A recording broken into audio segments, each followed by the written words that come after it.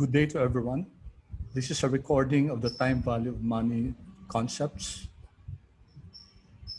So we're working on this Excel file that was shared to you. So let me redo the process. So for this worksheet, we're going to learn how to make use of the time value of money functions in Excel. In this exercise, so we're asked for the future value of a single cash flow, 1,000. How much will it be 20 years from now if the rate of return is 12%?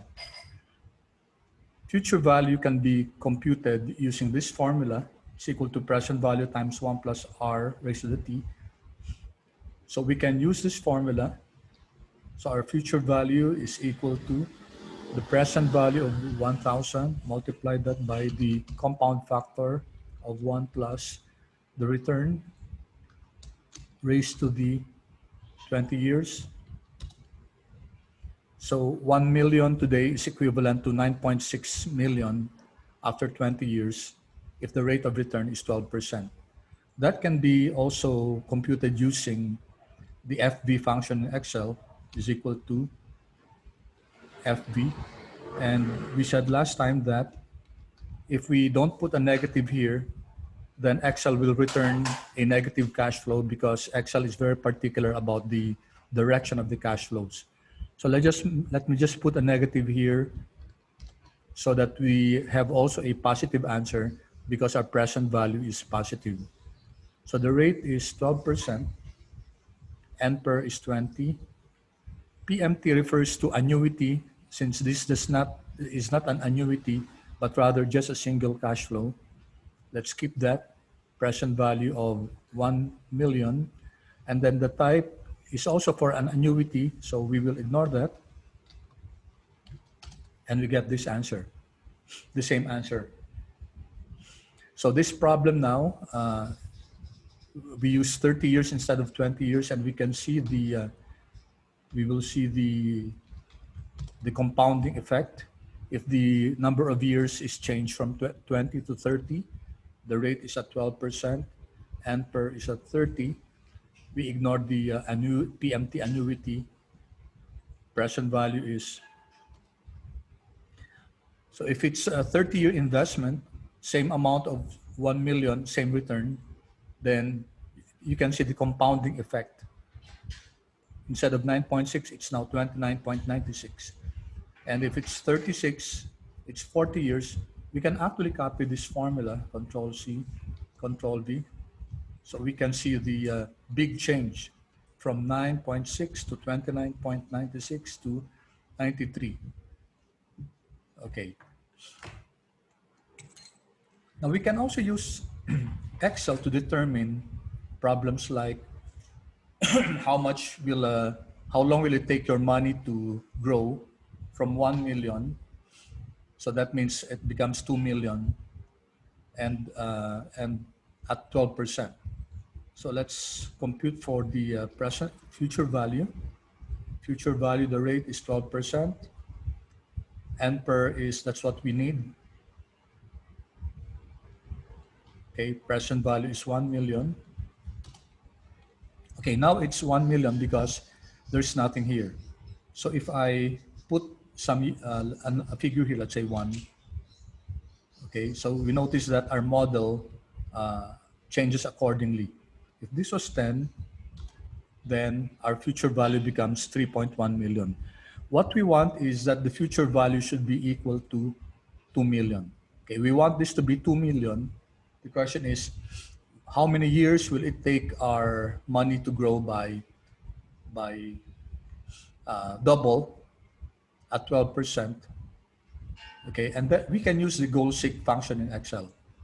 So the goal seek can be found in your data tab under the forecast, what if analysis. So goal seek. Okay, we want set cell means what do we want our value to be?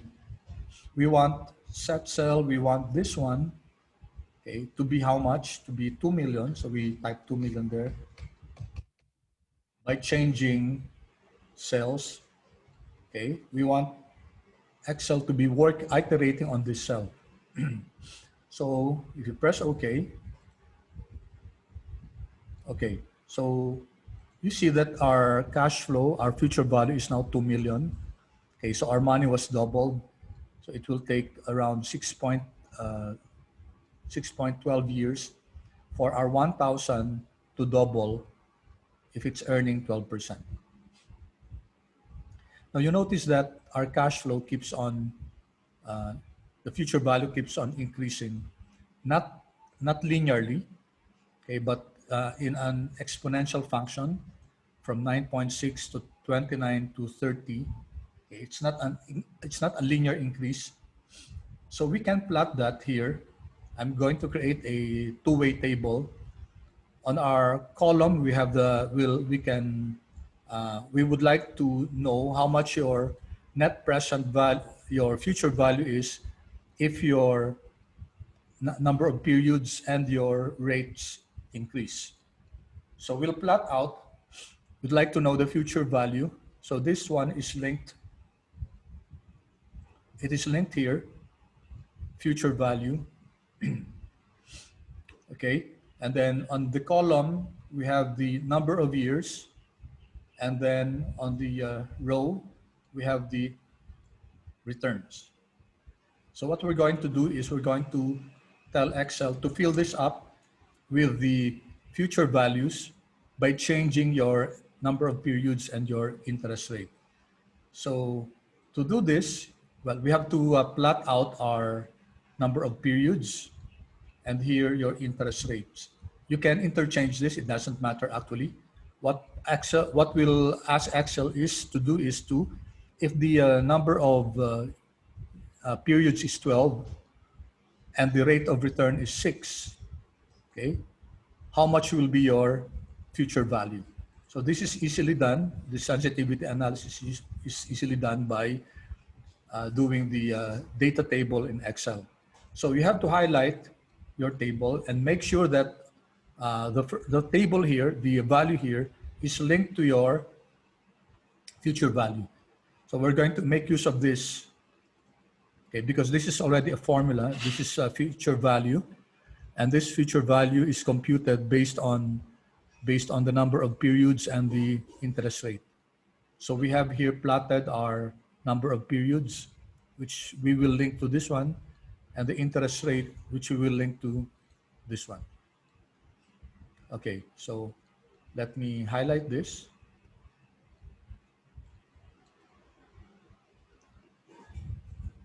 Okay, once we have highlighted that, we go to data tab, and then the same what if analysis and data table. Now our row input cell will be this one, the percentage, okay, the interest rates. So we're going to link it with 12%. And then our column input, which is this one, we're going to link with the number of years. So what Excel will do is to replace this number of periods and the rate by the corresponding values here, and then return what's required here, which is the future value. So, okay. All right, so automatically you have here the sensitivity analysis.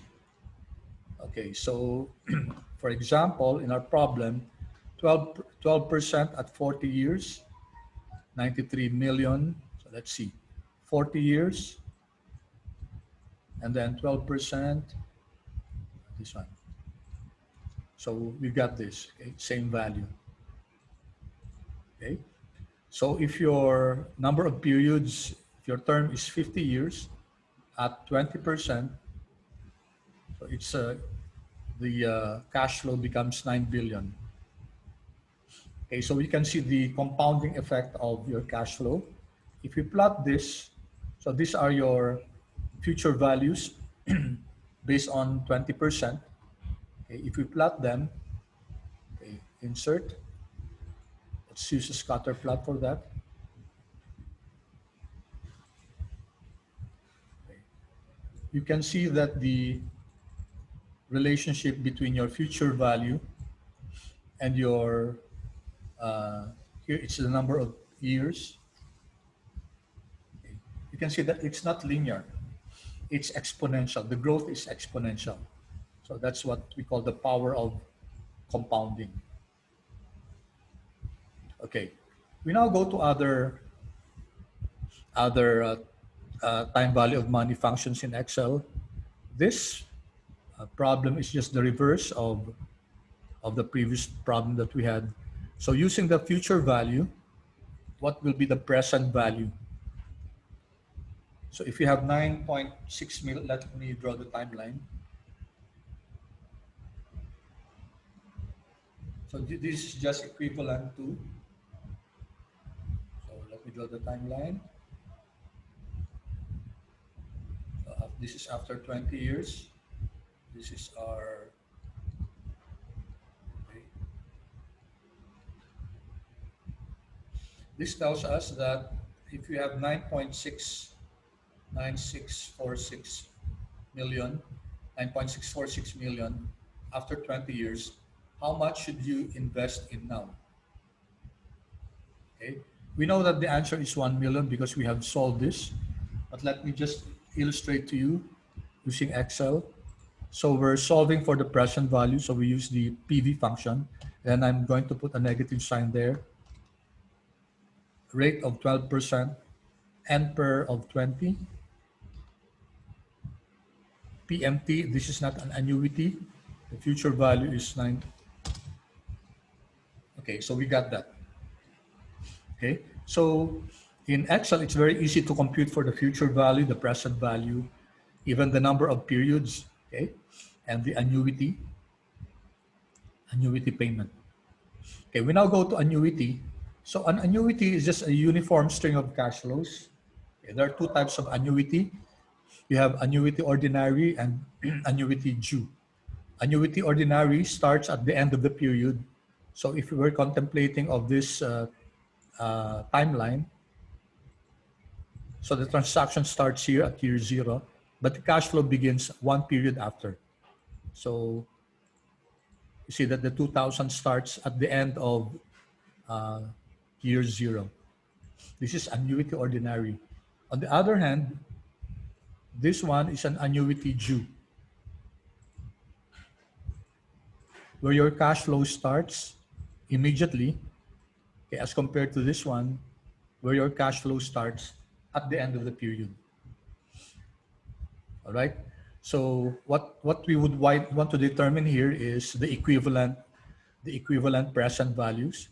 So how much is 2,000, an annuity of 2,000 for 5 years? How much is it equivalent now? If assuming that the rate is 12%. Okay, so there are two ways to go about this.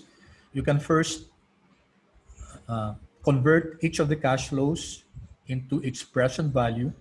So 2,000 after 1 year is how much today? Again, we use the present value function of Excel. It's equal to negative PV.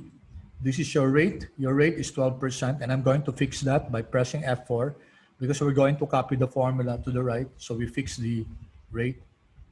This is your NPER, our number of periods. This is after 1 year. And then we don't fix that because we're going to copy the formula to the right. For this one, there is no annuity, okay, because we're looking at the individual cash flows and not the annuity itself. And then the future value is this amount, 2,000. Okay.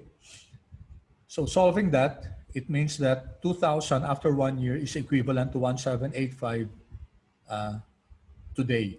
So these are all present values.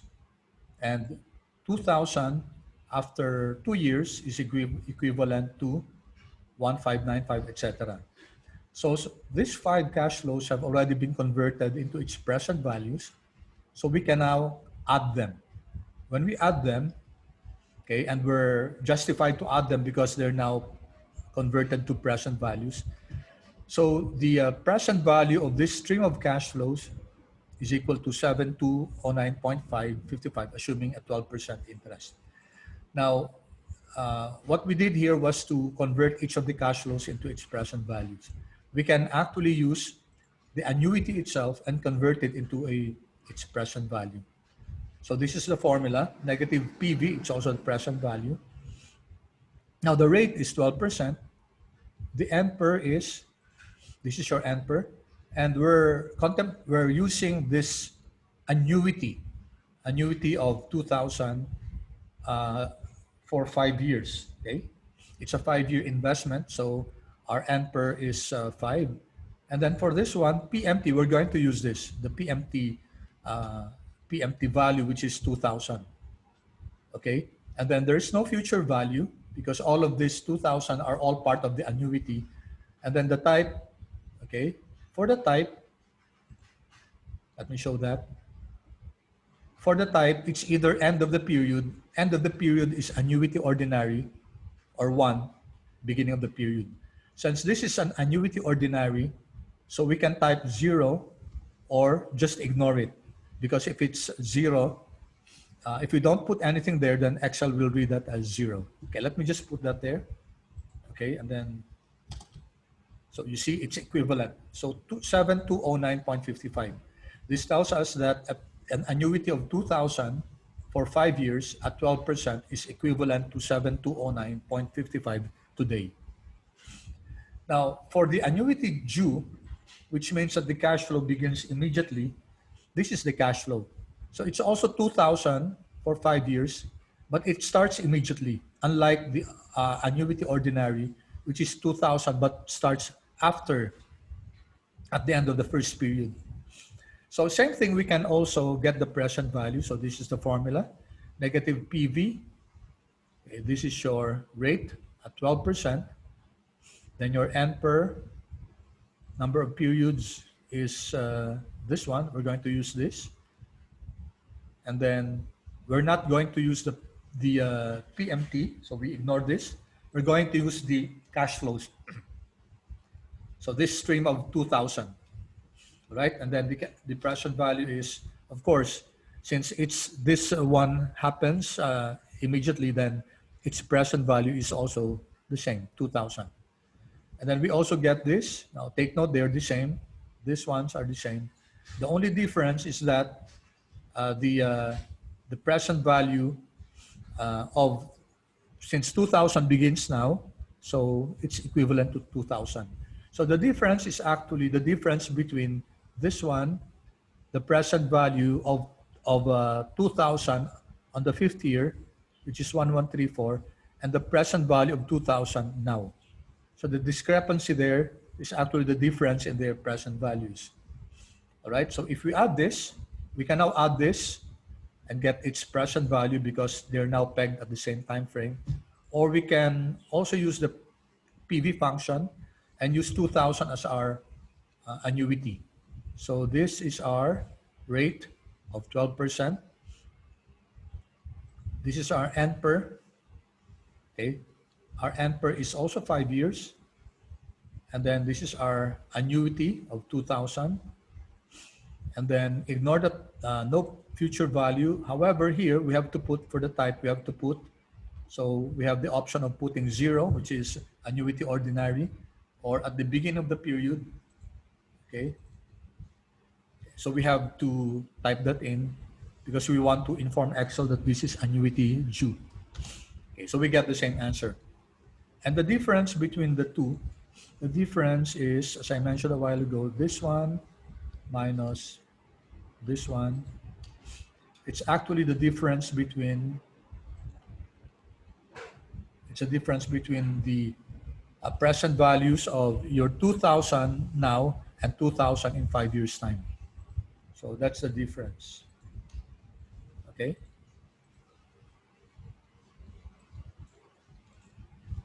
All right. So that's for an annuity. Now, okay, given, let's look at this problem. Let me delete this. Okay, you have 30,000, annuity of 30,000, interest at 10%, number of payments 30. How much will this be? So imagine a stream of cash flows of 30,000 for 30 years. So if we write that here, 30,000, 30,000, 30,000, sorry. So this is for 30 years. It's a stream of cash flows for 30 years. how much is is its equivalent now? So we can use the present value function of Excel. Our rate is 10%, comma. Number of periods is 30. PMT is 30,000. Okay, there's no present value, there's no future value, I mean. And then the type you can ignore because unless you're told that it's annuity due, then that's the time you use annuity due. Otherwise, if there's no mention, the assumption is always it's annuity ordinary. All right. So 30,000. Okay. Did I make a mistake here? Okay. So rate is 10%. Number of periods is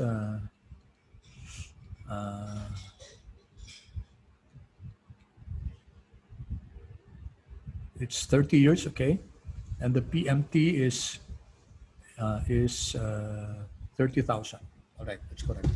So let's dramatize this. I'll just change this into 1 million. All right. If it's 1 million, so you deposit or you invest 1 million each year for the next 30 years, the present value of that is 9.4 million. That's the present value. If it's annuity due, then we can compute that also. Rate is 10%. Number of periods is 30. PMT is 1 million. And then ignore the future value, and then it should be at the beginning of the period for annuity due. So that's 10 million. Here, the reverse. Let's do the reverse here. So we have to use 1 million also. It's 1 million. Oops. 1, 2. So if the annuity is 1 million, also 10%, 30 years, how much will that be? How much will 1 million invested annually for 30 years at 10% be equal to after 30 years? So we use the future value function, rate at 10%, N per 30, PMT is 1 million. All right. So no future, no present value. So this is equivalent to 164 million.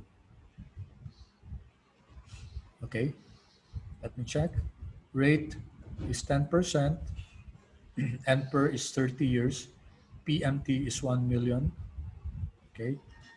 That's E32. That's, oops. N per is E34.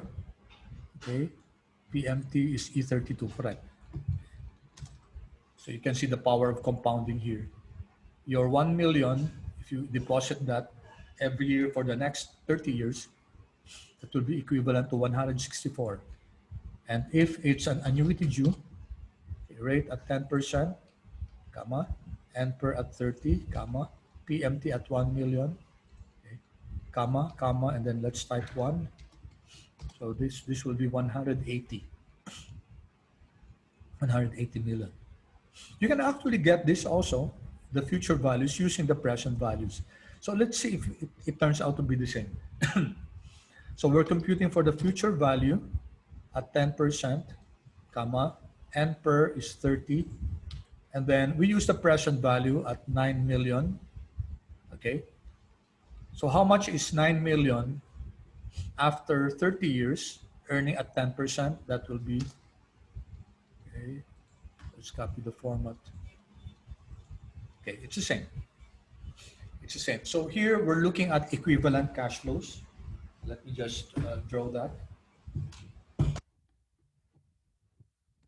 We're looking at equivalent cash flows here. So this is our timeline. Okay. 0, 1, 2, 3. And let's say this is 29 and this is 30. Okay. So we actually have 3 cash flows here. The first one is an annuity. So this is a uniform stream of cash flows. That's an annuity of 1 million. Okay. we're saying now that that is equivalent to a cash flow now of 9.4 M. So the two are equivalent. And also it's equivalent to 164 M in the future. So you have three equivalent cash flows here. A present value of 9.4 M, an annuity of 1 million, and the future value of 164 million. Those are your equivalent cash flows. Okay, then we go here. All right. So this one, we're being asked for the annual payment if we know the present value or the future value. Okay, so again,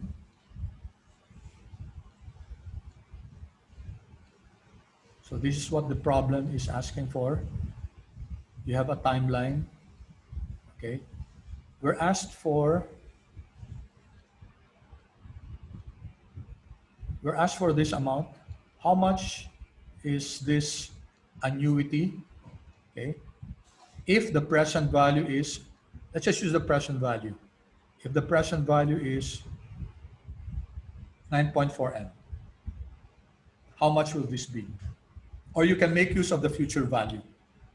Okay, so you're being asked here for equivalence.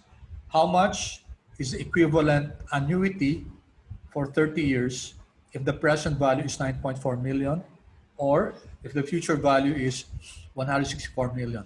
It should give you the same answer. Okay, so let's do that. So we're solving for the annuity. So let's do the negative PMT. Again, we're using the negative sign so that the answer turns out to be negative because our cash flows here are all positive. The answer becomes positive also. All right, the rate is at 10%, comma, NPER is 30. Future value is 9 million, okay? So we ignore the type, okay? And we have this, 1 million. Of course, if we use the future value, we'll still get the same. So let me illustrate that. Annuity, rate of 10%, number of periods 30, and then we're using the future value 164, okay? You also get 1 million. All right, so we have the same answer. Okay, they're the same. Whether we use the present value or the future value, because they are all equivalent cash flows, then we have the same answer. Now in this case, we're asked to solve for n, the number of periods. So we can use any of this. So the problem here is how many years will it take you to have 9.4 million now, and then 164 million later? Or how many years will it take you to have 1 million, to invest 1 million for the next n years at 10%, so that the present value is 9.4 million, or so that the future value is 164 million. Okay, so we will be needing two equivalent cash flows here. So we can let's use the present value and the annuity, or you can use the future value or the annuity, or you can use the present value and the future value. So those are the three possible combinations. But let's use the present value and the annuity. Okay, so this is equal to NPER if we're computing for the number of years, and the rate is at 10%. Okay, the PMT is at 1 million. Now, for the present value, as I said, Excel is very, very particular about the direction of the cash flows. If we make use of this, okay, and then press enter, you'll get a wrong answer. It's a -7. That's wrong. Now, because one of these cash flows should be negative. Remember that in any let's say investment, there will be an outflow and an inflow. So if we use a positive inflow for PMT, then we should use a negative inflow for your present value. All right, so we got 30, the correct value. Okay, if we use, on the other hand, your future value, so your rate is 10%, okay, the PMT is 1 million. Let's use the future value instead. So we're looking at the equivalence of your future value of 164 and the annuity of 1 million. Okay, so you also, oops, sorry. Again, guys, we have to put the negative sign here. Otherwise, it will return an error. All right, so, okay, sorry, I placed a negative here. There should not be any negative there because the number of periods should always be positive. Okay, 30. So it's the same. All right, and then lastly, again, this time we're computing for the annual rate. So it's equal to rate. Okay, the number of periods is 30. PMT is 1 million. Okay, let's use the present value. So it should be a negative present value. Okay, no future value. Ignore the type because it's annuity ordinary, and then the guess we also ignore. All right, and then we should get 10%. Okay. Right. So let me just remove this. Sorry. Okay, so we have learned how to use the FB function of Excel, PV function, PMT, NPER, and the rate function. So those are the 5 most important functions in Excel as far as time value of money is concerned. There are others also, but our focus is on those 5. So how about if you have a string of cash flows that's uneven? So a while ago we discussed about the even stream of cash flows, which is an annuity. Now this is not an annuity because it's not a uniform stream of cash flows. So the question here is this investment feasible? Is this investment acceptable? Assuming that the required rate of return is 10%, okay, should we push through with this investment? Now, we cannot add these cash flows because they belong to different time frames.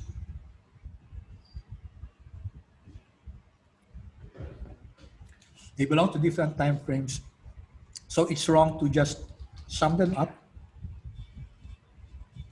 and say that since the net cash that we're getting from this investment is positive 6,000, because our outflow is 9,000 and then our inflows are these are all 15,000, then we have a net of 6,000. It's wrong to do that because these all belong to different time frames.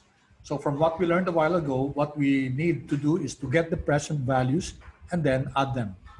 So we can use the negative PV function so that our answer will be positive. Our rate is 10%, so we fix this. And I already have given this a name. Okay, I gave this a name, WAC. And then the NPER is 0 here. We're going to copy the formula down. No PMT, the future value is this amount. So that's 9,000, and then we copy the formula down. All right, so these are now your present values. And we can now add this. We can now add all of this, sum. And you see that the present value, the sum of the present values is positive 1652.59. Okay, or we can look at it from the future value perspective. So negative FB. Our rate is at 10%. Okay, now the NPER here, since we're looking at it from the 5th year, so how many years from the 5th year will now be? So of course it's 5. So how about if we copy the formula down here, it will be just 4 years into the future. So what we can do here is get the difference of this, and we fix this minus this one. So this will return to us 5, And then for the next one, it will be only 4 years into the future. Okay, so that will be our number of periods. Our PMT is nothing because this is not an annuity, and our present value will be this one. Okay.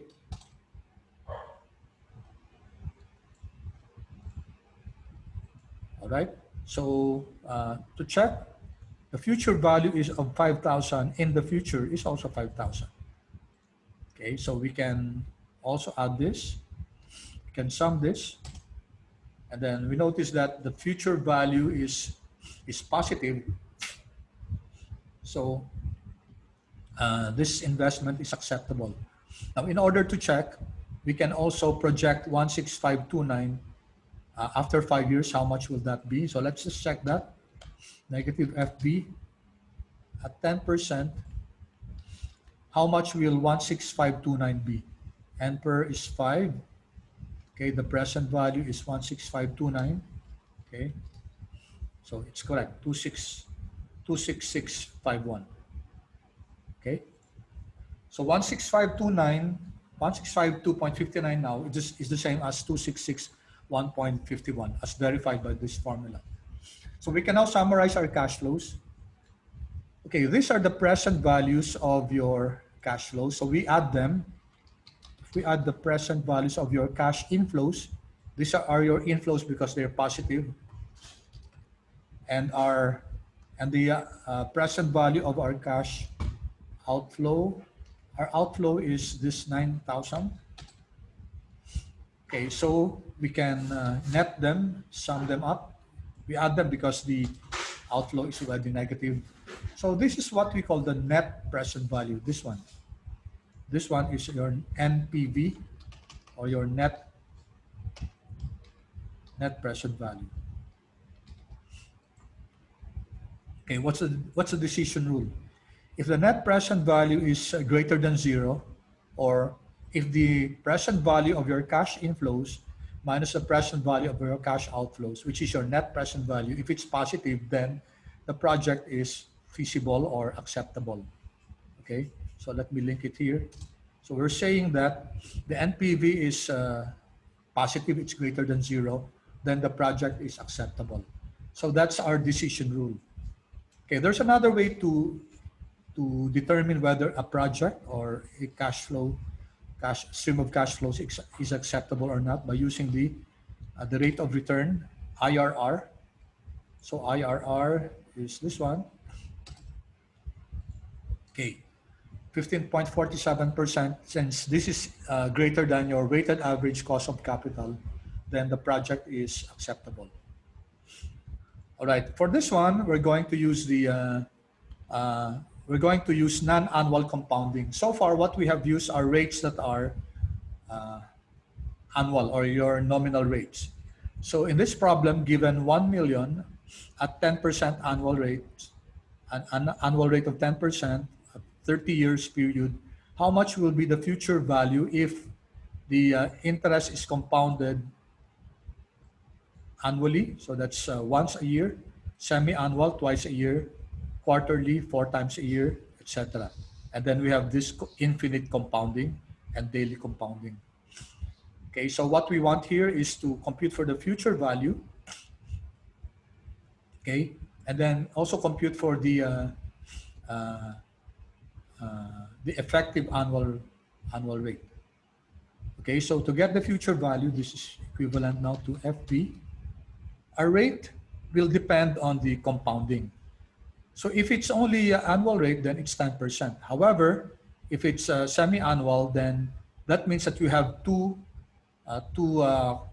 times the interest is computed. So the rate for each will be the annual rate divided by the frequency. So let's generalize the formula. Our rate is 10%. Okay, and then we have to fix this because we're going to copy the formula. Then we have to divide that by the number of compounding per year. So for the annual rate, it's 10% over 1, so that's 10%. But for semi-annual, that's 10% over 2, so that should be 5%. Okay, and then comma, the N per it's 30 years. Okay, however, the number of compounding should be equal to the number of years multiplied by the number of compounding per year. So if it's annual, then that should be 30 times 1. However, for semi-annual, it should be 30 times 2. Okay, so that we're going to copy the formula down. Comma. This is not an annuity, so we ignore the PMT function. And the present value is your 1 million. Okay, and then we have to fix that. Okay. So now, 1 million, okay, after 30 years at 10% is equivalent to 17.4 million, assuming that it's an annual compounding.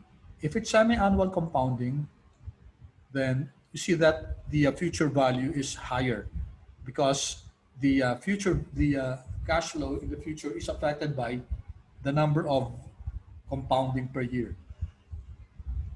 Okay, so if we copy this down, all right, we see that if it's daily compounding, then it will have a higher future value.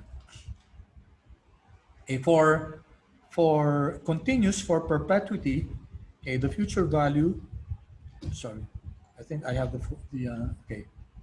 So this is our formula.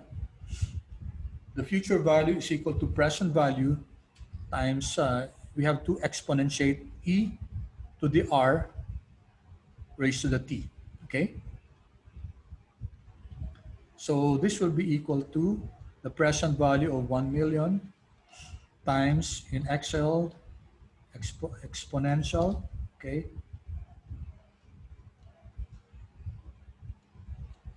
Okay, so it's equal to r, your return, multiplied by your number of years. Okay. All right. So you notice that continuous or perpetuity compounding is the highest of the present value. All right. So uh, so we know now that we know, of course, that that the effective rate will be different for each because they have different future values. Then we know that the rate for each of these cash flows will be different, and it will be higher if the future value is higher. Okay, so we can use the rate function of Excel, rate. All right, N per. So this is our future value. Okay, our N per is the number of periods, it will be number of years. Okay, and then we multiply that by, let me see. Okay, it's 30 years. Sorry, 30 years. We fix that. Then there's no PMT. Our present value is 1 million. Okay, we fix that also. And then our future value is this one. Okay, so same present value, same years, different future value, then the rate, of course, will be different. And we have to differentiate our present value. This is our present value, and then our future value. One of them has to be a negative, so let me just put negative to your future value. Okay, and then make this percent, 3 decimal places. Copy this down. All right. So we see that the effective rate, your effective annual rate, differs per type of compounding. It will be higher, of course, the greater frequency of compounding there is, the greater will be your effective annual rate. Okay, and you can use a formula here. So the effective annual rate is 1 plus the nominal rate divided by the frequency raised to the frequency. Okay, so let's do that. It's equal to, okay, let me just show the formula again. EAR is equal to the quantity 1 plus the nominal rate divided by the frequency. PPY is your periods per year, and then raise it to the periods per year. Okay, so this is equal to 1 plus the nominal rate of 10%, and I'm going to fix that, divided by the compounding per year, okay, and then raised to the compounding per year. Okay, and sorry, there should be a -1 here. Sorry for that missing. Okay.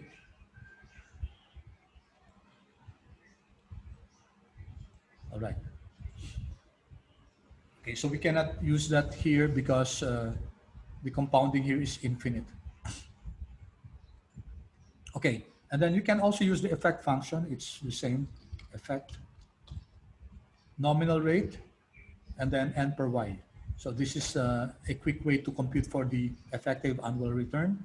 Nominal rate at 10%, we fix that, comma, n per y is this one. Okay, the effect function follows, of course, this one, it will be the same. Let's make it 3 decimal places also.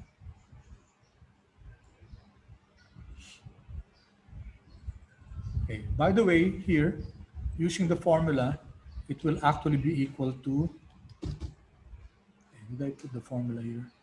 Okay, here. All right.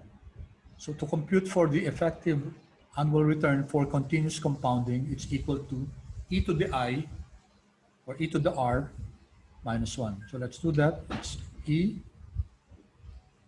to the r. Our return is this one, okay? And then minus 1. Okay. Okay, so that will also be 10.517%. Okay, if we add if we increase this by another decimal places, okay, another decimal place, and you can see that it's the computation for EIR are the same for all for all uh, for all the different ways to compute it. Okay, so that's your effective annual return. Now, there's one other thing that we'd like to discuss in this worksheet, and that's how to compute for the present value given if you have a stream of cash flows. Okay, so here we're asked the value of a cash flow. Okay, and usually this is used for valuing stocks where you have a uniform an increase of your dividends for a perpetuity or forever. So in this case, as a stock, the dividend is 20 for the current year, and then it's expected to grow by, okay, were we told how much it will grow? What is the value of a cash flow to grow by the following based on the, oops, I don't think I wrote the, okay, let's just say it will first grow by 3%. Say it will grow by 3% for the first 3 years. Okay, then on the fourth year it will grow by 4%. Okay, then starting with year 7, it will now grow by 5%. Okay, okay, perpetually. So we're looking here at dividends as a cash flow. The objective is to find the value of this stock based on your dividends. And this is called, in finance, this is called your dividend discount model. And we're going to use this principle of the Gordon growth model. So let me explain this. So we start with a dividend now of 20. Okay. We'd like to determine the price of this stock based on the dividends, based on this stream of future cash flows.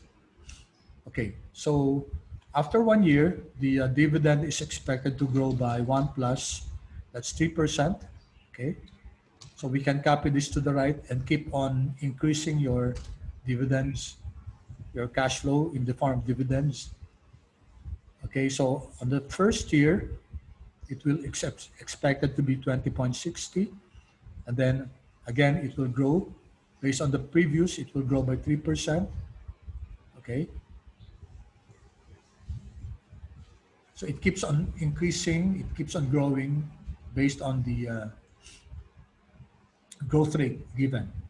And starting the 7th year, it will grow by 5%. Okay, so this will be a continuous growth rate uh, up to the life of the company. Okay, so how do we now get the price of this stock? So we're making use of the dividends, and then we're going to apply the principles of the time value of money. Of course, you know that you cannot add these dividends because they belong to different time frames. So what we do is we we're going to use this formula. So that's D1 over K sub S minus G. Okay, D1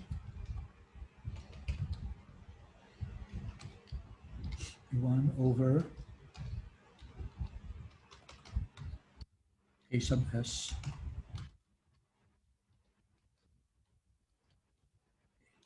where K sub S is your required return for your stock. It's given as at 12%. And then your growth rate, the constant growth rate at 5%.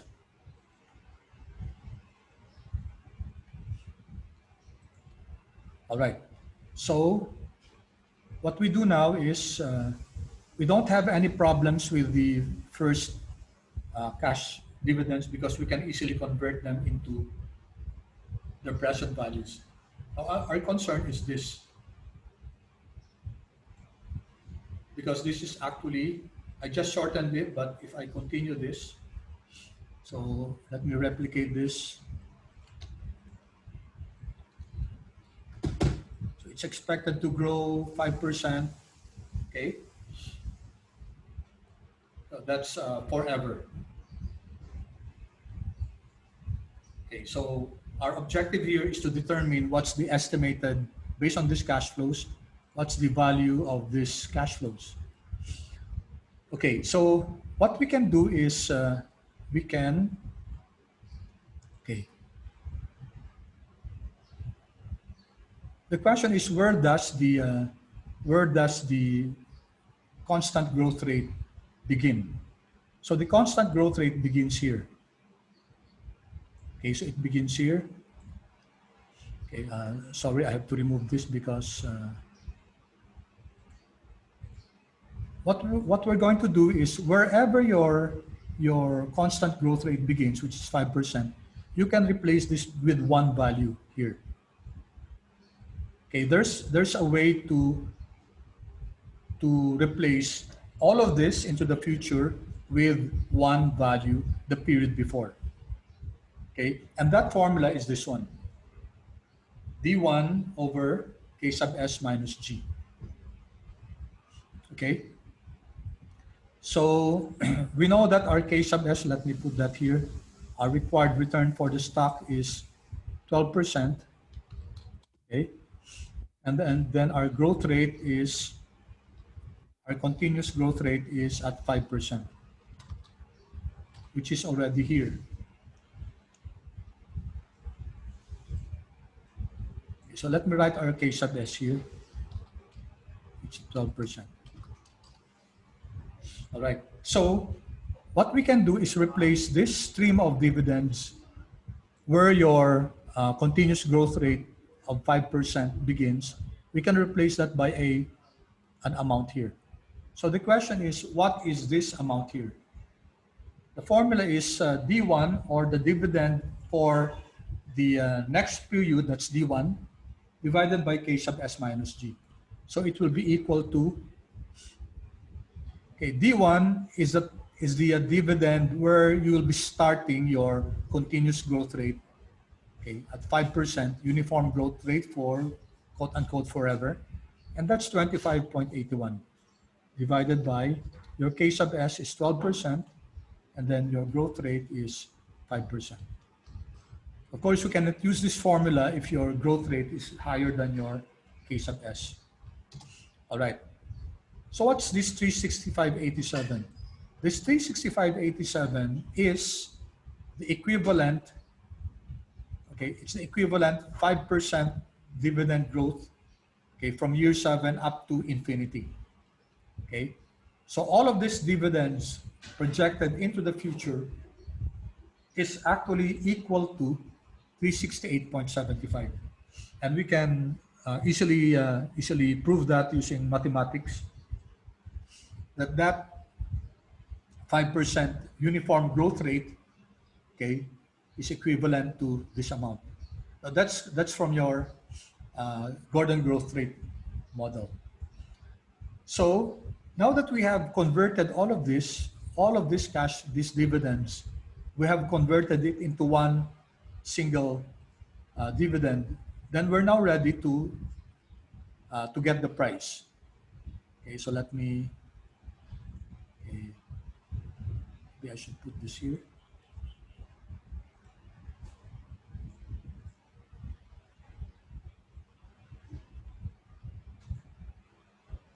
Let's remove the field there. Okay. So now what we can do is we can first add these cash flows, add this, add, okay, so that we can get the present values of each. So let me sum this up.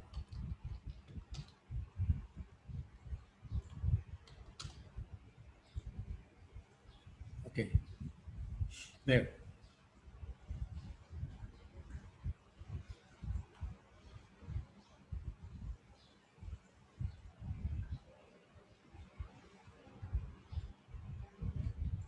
Okay, so we can now get the present values of each of these.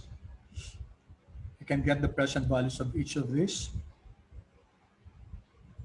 either by getting each of the present values at 12% rate. So let's do that. It's equal to negative PV. Let me start here. It's equal to negative PV at a rate of 12%. We have to fix that, comma, and per, okay, this is our period. This is after 1 year from now. And the future value is your dividends. Okay, so let me just copy the, I don't want the dollars there. Okay, and copy this.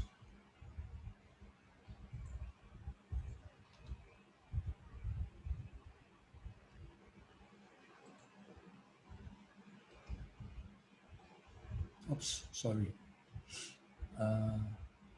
Sorry, it should not be. I should have used instead for my future value. I should have used this one. Okay, the totals. Okay, there. All right. So since these are all now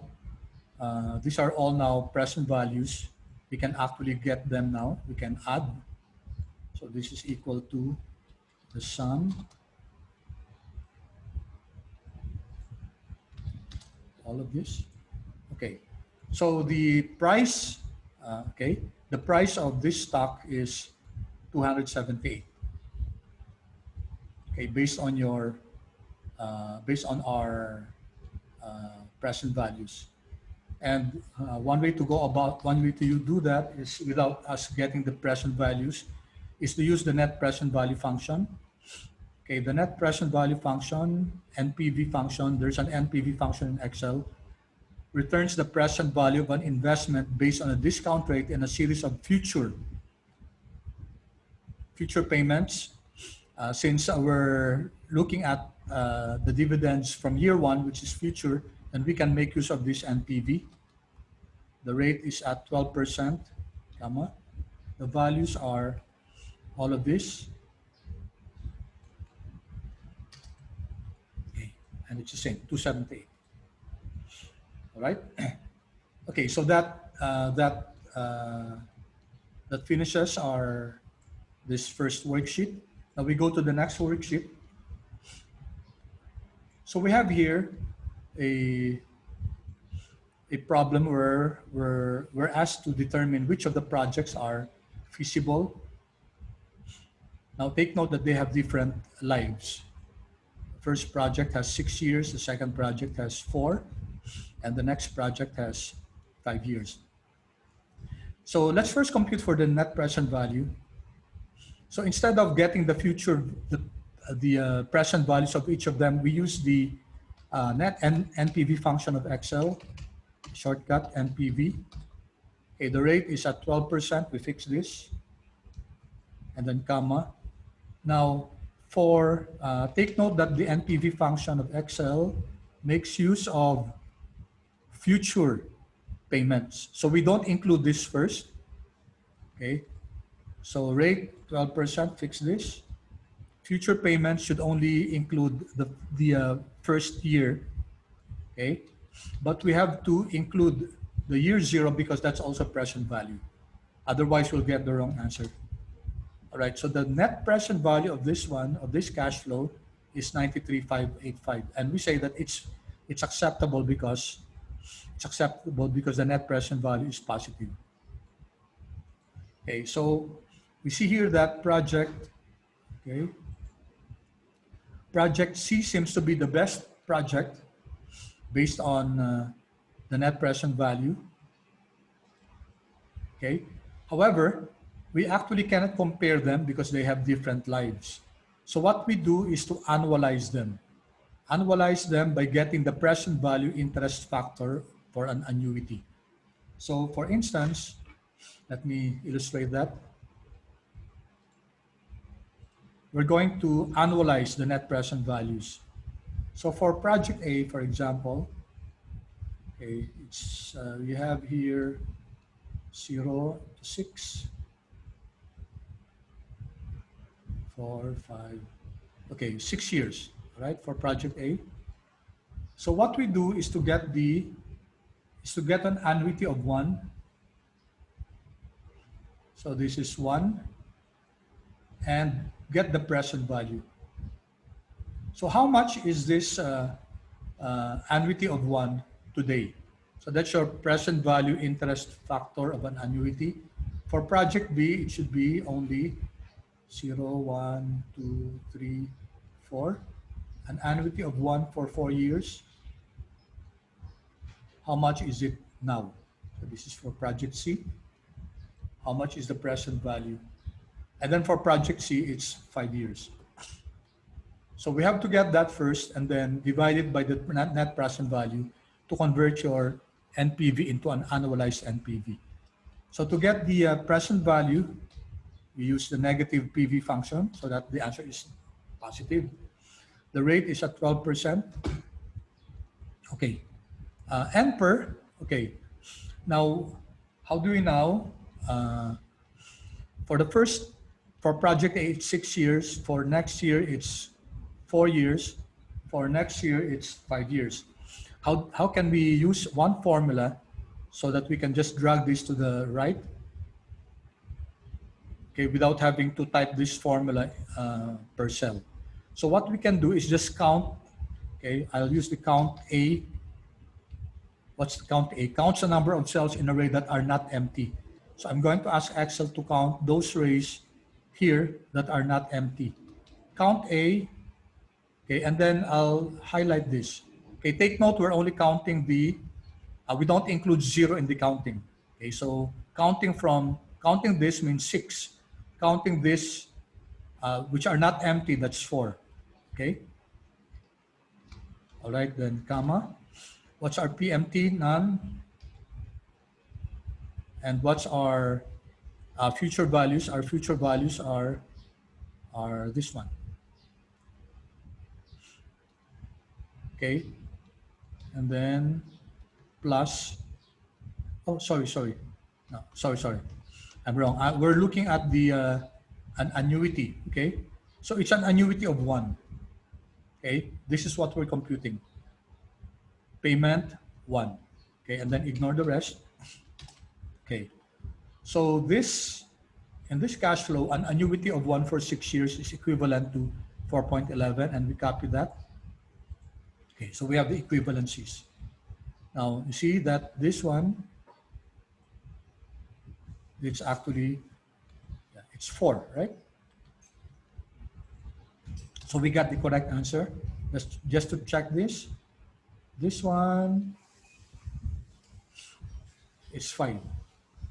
So Excel correctly counted the number of years. All right, and then lastly, we get the annualized. So we divide the net present value with the present value interest factor.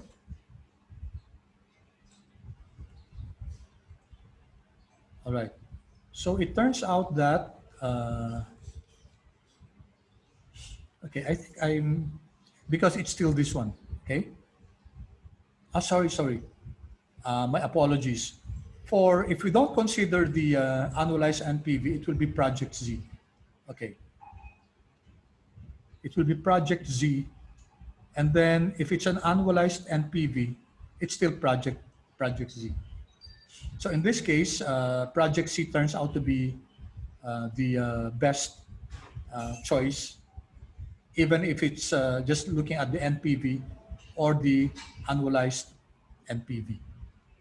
So let's assume for example, I change this. Say I make this, let's say I make this as 50,000,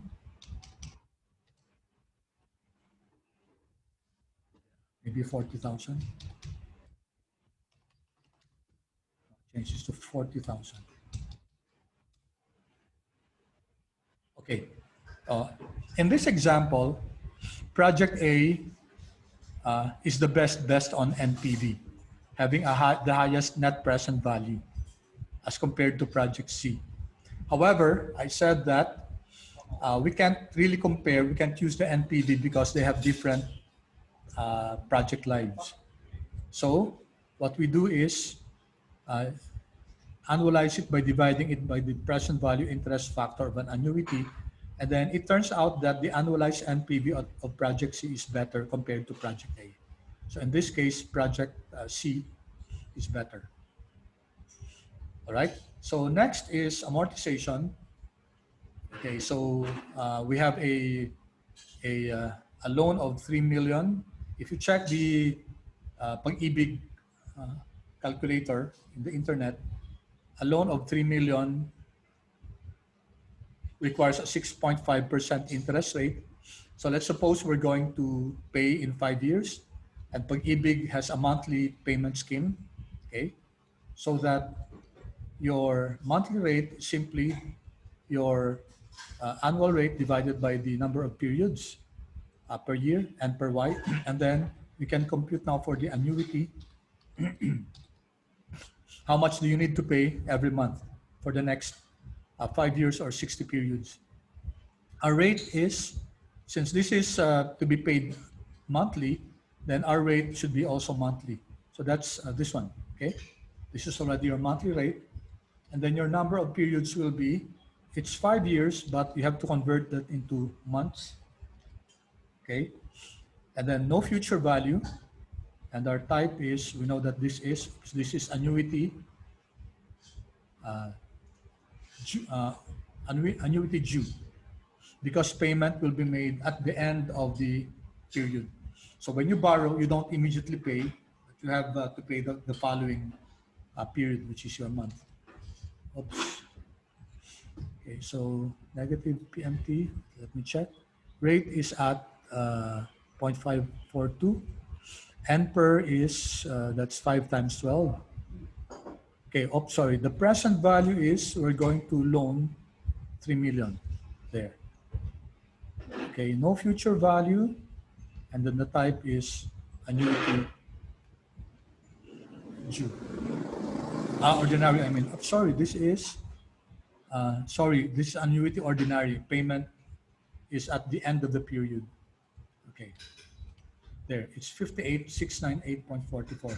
And you can do this in the Pag-ibig housing loan calculator. You see, they give you the monthly amortization, 58,699, and we were able to get it, 58,699, rounded, that's already rounded. Okay, to prepare a monthly amortization schedule, we have to plot out our months. So this is 60 months. So I plotted here already 60 months. Okay, and then how do we go about this? For the first month, month 0, for at the beginning of the loan, you're not going to pay yet. So no interest payment, no principal payment. And we know that the month end principal is the loan principal. So that's 3 million. Okay, at the end of the first month, the interest will be The interest is computed based on your month-end principal. So it's the principal balance multiplied by your interest rate of monthly interest rate. Okay, so we fix that. So of the 58,000 payment for the first month, 16,000 will go to the principal, to the interest, and then the balance will be the monthly payment, fix that, minus the interest rate. Okay, so this will be the principal payment. So what's the principal end for the first month is this one minus the payment to the principal. Okay, so this one, we can now copy this. For example, for the second month, let's check. Okay, so the interest will be based on the principal balance multiplied by the interest rate, okay? And the principal payment will be the monthly amortization minus the payment to interest. And then thirdly, we have the principal balance at the end will be the previous principal balance up to minus the principal payment. So we can now copy this or just click, okay? And that's your monthly amortization table.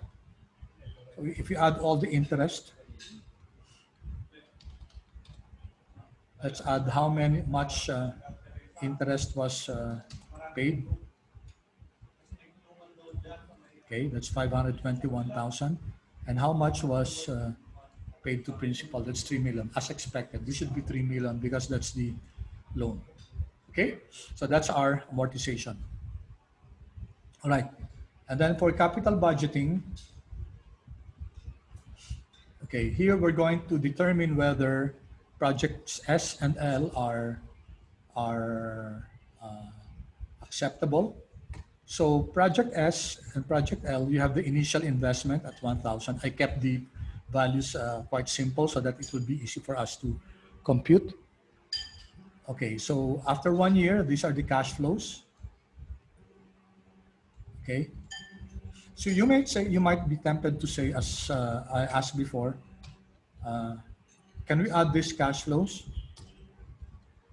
Okay, we can't add these cash flows because these are not present values. Okay, so let me just, okay, we cannot say that this project is okay because if we sum this up, it's positive, which means the inflows are higher than your outflows. We cannot do that because this will violate the, so this is wrong. Let me just say this is wrong because this will violate the principle of the time value of money. So what we have to do is to get the present values.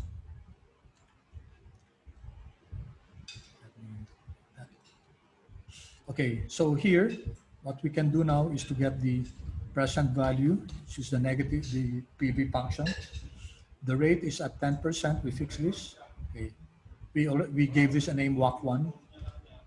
And then N per, this is your N per. First, okay, so we have to start here.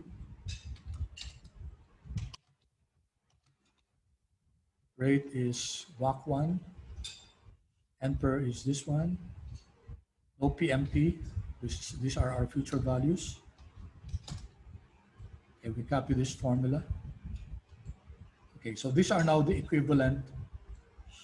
These are now the equivalent present values. Okay, then we can now add them. So we sum them up. Okay, it's 79. So since it's positive, then we say that the project is acceptable. Let me just remove the dollar sign there. Okay, 78.82.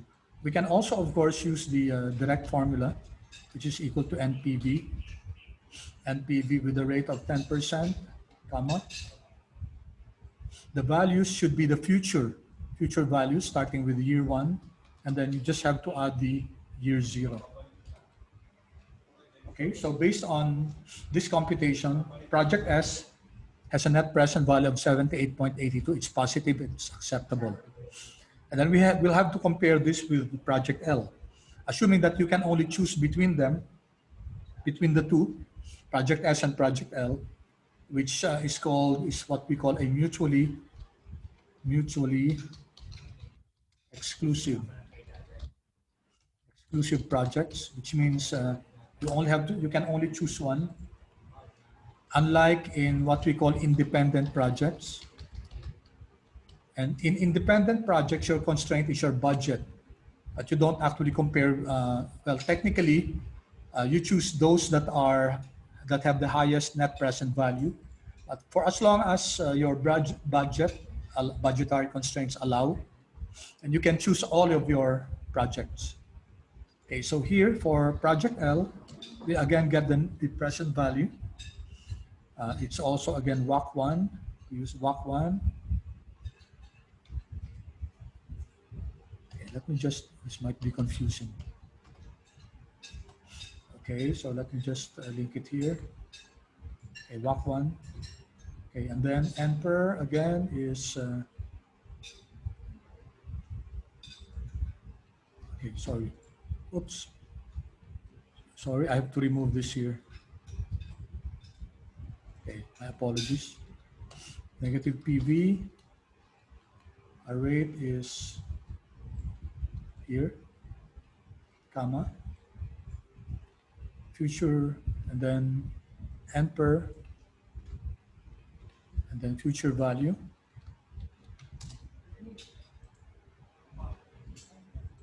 So we have this. Okay. So we add these present values, and then we get, so let me just copy this. Okay, so the net present value for project L is 100.4. And since it's bigger than project S, then since the projects are mutually exclusive, it means that we can only choose one, then we choose project L. Here you also have the NPV function, which I won't do anymore. All right. Okay, so based on NPV, we choose project L.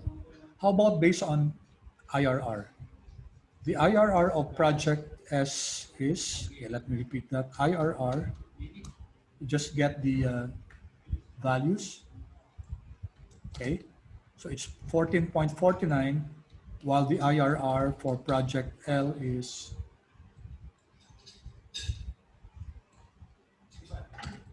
13.55. Okay, so for project S, the IRR is 14.49, while for project L is 13.55. Turns out that based on IRR, project S is the preferred project. However, based on NPV, project L is the preferred project. So this leads us to make a conclusion: when NPV and IRR conflicts, choose the NPV as the benchmark. And the reason here is that in computing for the IRR, there are certain assumptions made. That assumption is that the cash flows that you get is reinvested back, making use of the IRR itself as the reinvestment rate. Okay, so that's why others make use of this, the MIRR, modified internal rate of return. Let's recompute this. So for MIRR, let's get the MIRR for project S. So those are the values, comma, and then the finance rate is your WAC. That's our, okay. And the reinvestment rate is your IRR. Sorry, the investment rate is your WAC also. So that's what we use when we compute for the MIRR, and it's 12.1. Okay. So notice the MIRR for project L, which uses the same formula, is this time MIRR for project L is higher than MIRR for project S, meaning that based on MIRR, modified internal rate of return, project L is better. So MIRR will always be consistent with NPV. Okay? All right, so our decision here is that if these are mutually exclusive projects, then choose project L. However, if they are independent projects, okay, and the initial investment for both is at 1,000, and if this is no concern for the company, if they have 2,000 to budget for these projects, then they can do both projects. All right. So we go now to payback period. In payback period, we just determine when will the company be able to when will the firm be able to recover their initial investment. Here, the initial investment is 1,000. After the first year, it has recovered already 500. Okay. After the second year, it has already recovered 900. And then after the third year, it has already recovered, this is 1,200. All right. So the payback period in this case it's between the second year and the third year. Okay. So how do we now compute that? What we need to do is to sum this up. So we can cumulate this. How do we cumulate this? We can peg it here. Okay. I press colon. And then we can fix the first, this one, or the second, it doesn't matter actually. We fix that so that if we copy to the right, we keep on adding, and it always starts at 1,000. So this one, all right? So the payback period here is between the second year and the third year. So assuming that the cash flows will be uniformly received throughout the period, we can prorate. We can come up with a singular computation for your payback period. Okay, so it's equal to year 2 plus. Okay, now how much more cash flow do we need to recover? We need to recover 1,000. And how much are we going to receive in the following year? We're going to receive 300. I mean 100. We need 100, and for the next year, for the following year, we'll have 300. So we will just prorate that, but we have to put a negative sign here, okay, in order to convert it into a positive value, and then over 300. So it's just a proration of 100 divided by 300, so that's actually 0.333. So you'll get around 2.33 years. Of course, the assumption here is that the cash flow is received uniformly throughout the year. Okay, so for project L, okay, we do the same. Sum of this, colon, this, F4.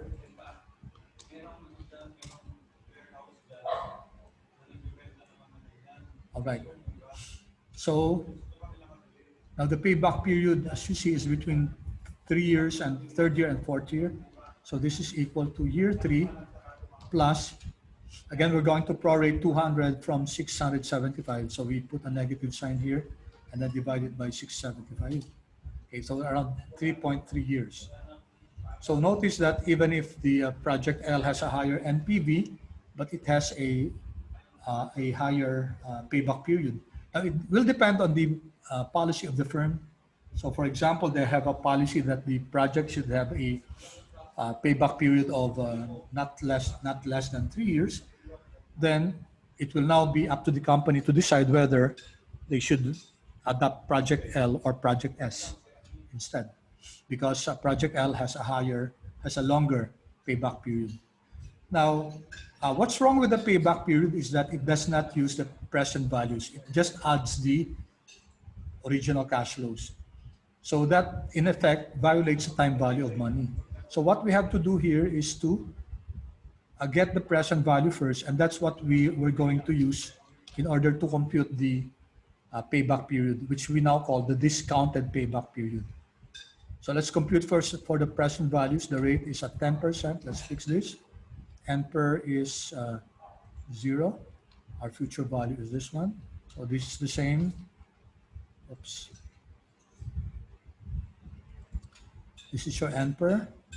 Okay, sorry, I forgot the comma. No annuity, only the future value. Okay. So these are the present values. So we can now add. We add not the original cash flows, but the present values. So that's the difference between the discounted payback period and the payback period. Okay. All right. So here we can see that for project S, it's still between second year and the third year, but it's equal to 2 years and then plus. So we only get the positive value of this divided by the, okay, the discounted or the present value.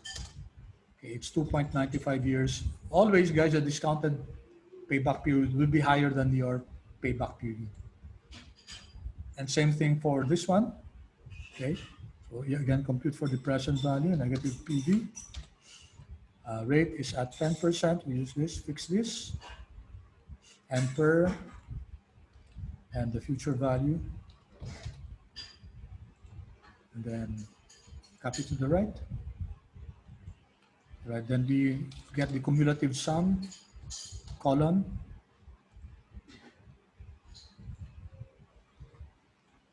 So fix one of those and then copy. All right, so here we notice that it's also after the third year, between the third and the fourth. So it's equal to 3 third year plus. Again, we get the remaining cash value to be recovered from the next year's present value. So that's 3.78 years. All right. So this ends up our discussion on your NPV or IRR. So in order to determine if a project is feasible or not, the NPV should be positive and the IRR should be greater than your weighted average cost of capital. Okay. We also looked at the possibility where your NPV will be conflicting with your IRR. We said that the NPV is the more superior methodology. And in fact, you can use the MIRR to compute for the modified internal rate of return, and it will be consistent with your NPV.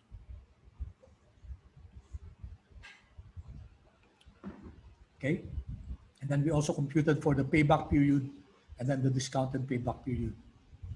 And lastly, for this, okay, this is just an example of computation for your net present value for your capital budgeting, which is similar to your group project capital budgeting.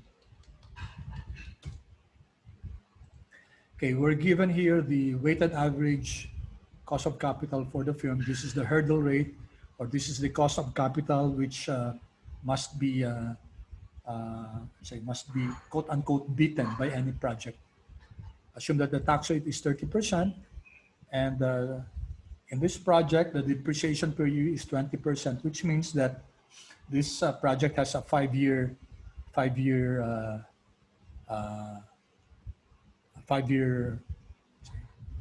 life.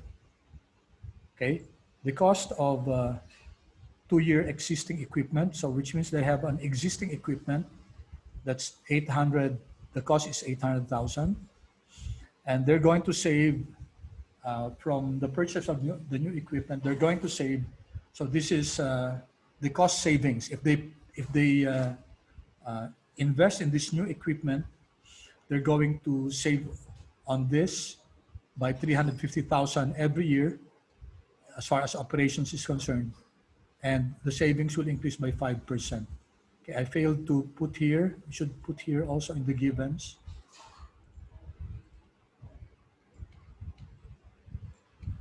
Sorry about this.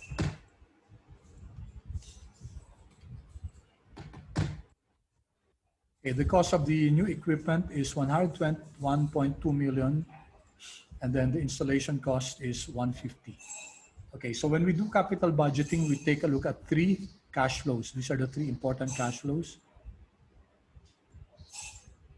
Okay, first is the initial investment, then you have your operating cash flow, and then you have your terminal cash flow. Okay, let's take a look at this cash flows. So to compute for the initial investment, we have to, the cost of the new equipment is 1.2 million, and any cost that will be incurred in order to make the equipment workable should be included, including the installation cost. So this is capitalizable. So 135 will be the cost of the new equipment, and then we're going to sell this old equipment. So it's now 2 years. Okay, the life of the old equipment is also 5 years. So here we're told that we're going to sell it at, okay, I'm sorry, I wasn't able to put that here. Okay, so we're going to sell it at 185,000. Okay, but we have to determine first if there was a gain on the sale. So the original cost is 800,000. Then we have to compute for the book value. Okay, so the depreciation is 20% per year. So the accumulated depreciation is the cost of the original equipment. That's G13 multiplied by that by 2. Okay, because it's already 2 years times the depreciation per year of 20%. So this gives us that the accumulated depreciation is 320,000. Okay, take note that depreciation is 20% per year. So since the equipment is already 2 years old, then that means that if it has already incurred 2 years of depreciation, that means 20 plus 20, that's 40 of the original cost of 800. So the book value is 480,000. Okay, the selling price is given at 185,000. So it means that the company will be able to sell the old equipment at 185. So there's a loss of 285,000. Okay, so we're going to sell the equipment at 185,000. Okay, so the tax on this, on the loss, will be the tax rate of 30% multiplied by the cash flow, the proceeds, which is, okay, so that's the tax rate multiplied by the loss on the sale. Okay, the loss on the sale is 295, then there will be quote unquote tax savings out of that based on 30%. So that's 88,500. So if we net this, okay, so that's 273. Now I'm putting it as a negative because here the outflow, the investment is positive, and then any inflow will be negative, just to distinguish it from the outflow. So here we're using the opposite sign. Okay, then the company is saying that based on this new equipment, there will be a change in net working capital. This means working capital, which means new inventories, new, well, not necessarily inventories, but current assets and current liabilities, working capital. Okay, so that's an increase in working capital. All right, so we now have the initial investment. Initial. So this is now our initial investment, 101,500. Okay. Then next we go to the operating cash flow.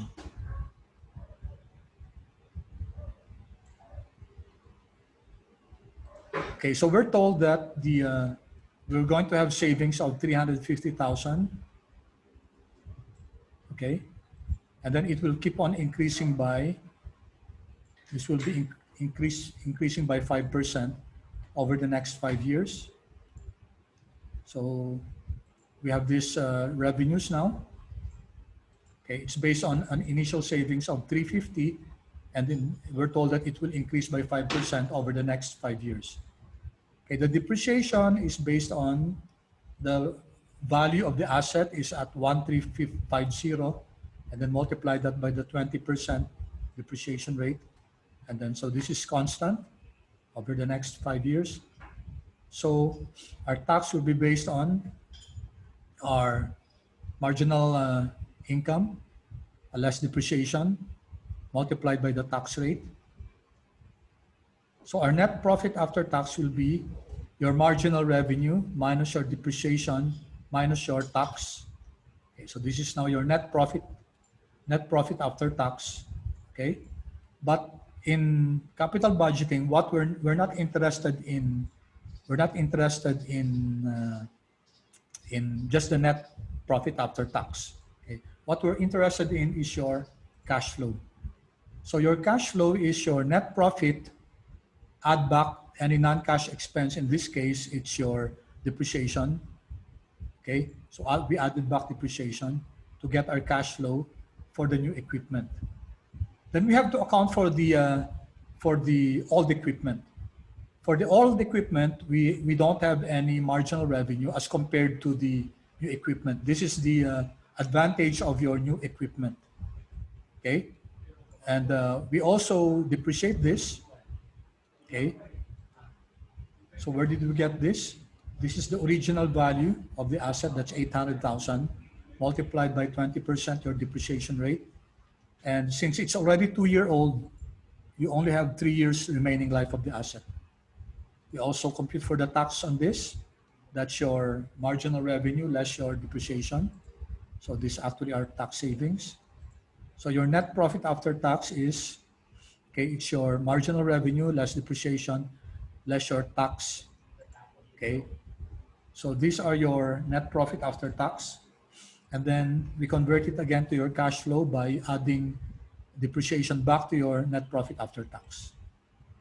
All right, so these are the cash flows from your new project, new equipment, and then these are your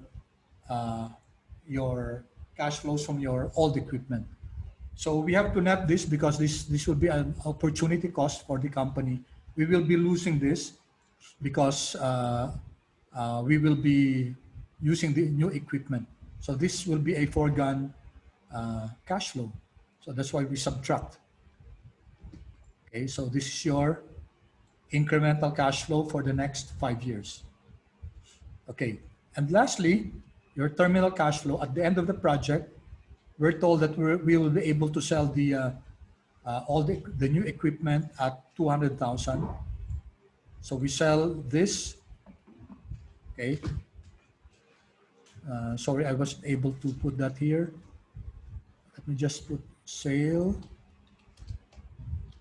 of new equipment after 5 years.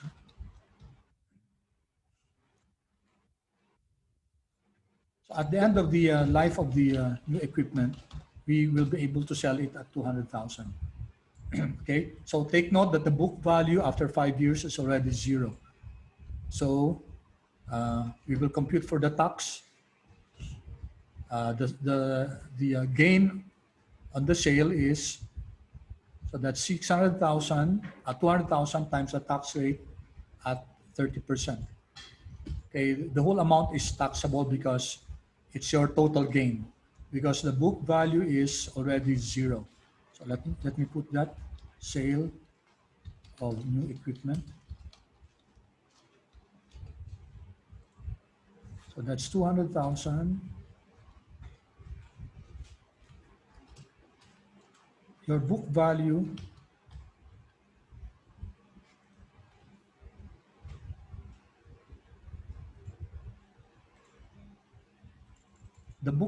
is equal to,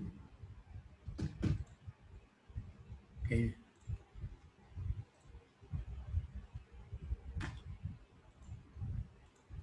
the book value is, what was the life of the asset?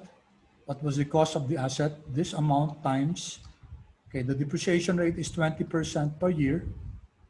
Okay, and then how many years already? At the end of the life of the asset, that's 5 years. Okay. So the book value is Sorry, that's the depreciation. I'm sorry.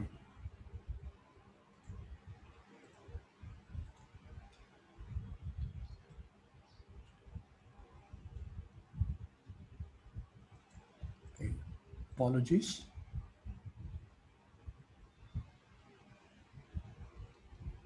So the accumulated depreciation is that's 20%.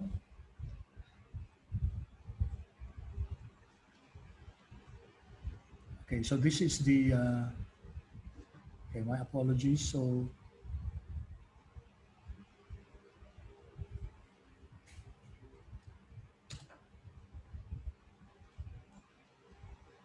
this is already your.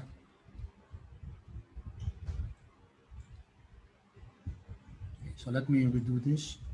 The cost of the equipment is 1350.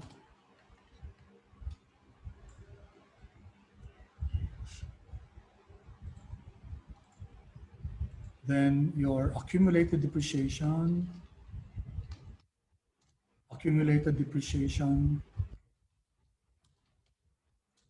is already 1350. Therefore, the book value is zero already.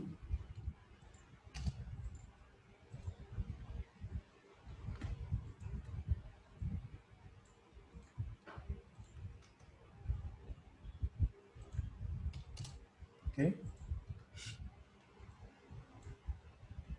Okay. Therefore, the gain on the sale is equal to here. Okay. So there was a gain on sale of 200,000. Okay. So this is we tax that by the 30%. Okay. So the net, the terminal cash flow is okay. This one we subtract, and then the old equipment is already gone.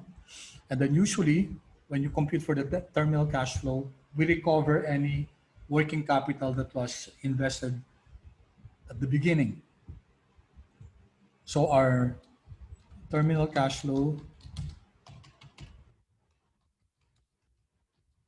is this amount. Okay, so we're now ready to uh, summarize our cash flows.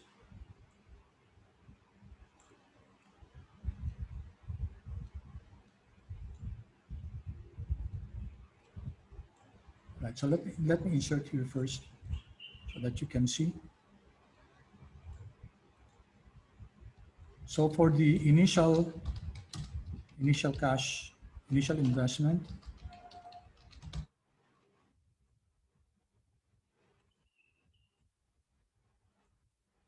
and we have your operating cash flow, then your terminal cash flow. Okay.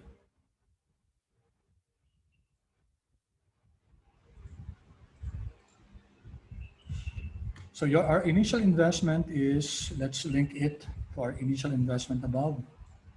This one. Let's put a field here so that we know. And then here for our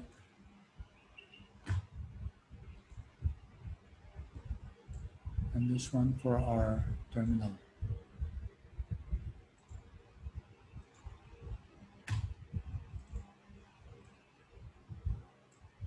Okay, so this is our initial investment. We're going to put negative here because we know that this is an outflow. And then for our operating cash flow, we copy this one, starting with year one.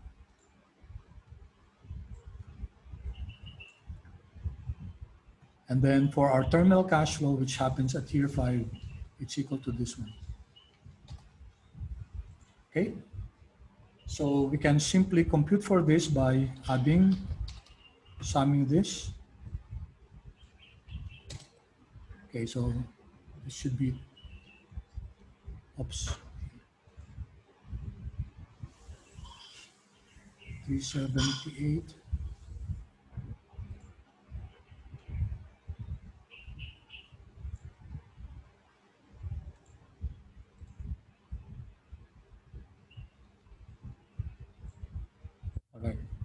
I think I missed on this. I forgot to add the terminal cash flow. Okay, so this should be the cash flows, guys.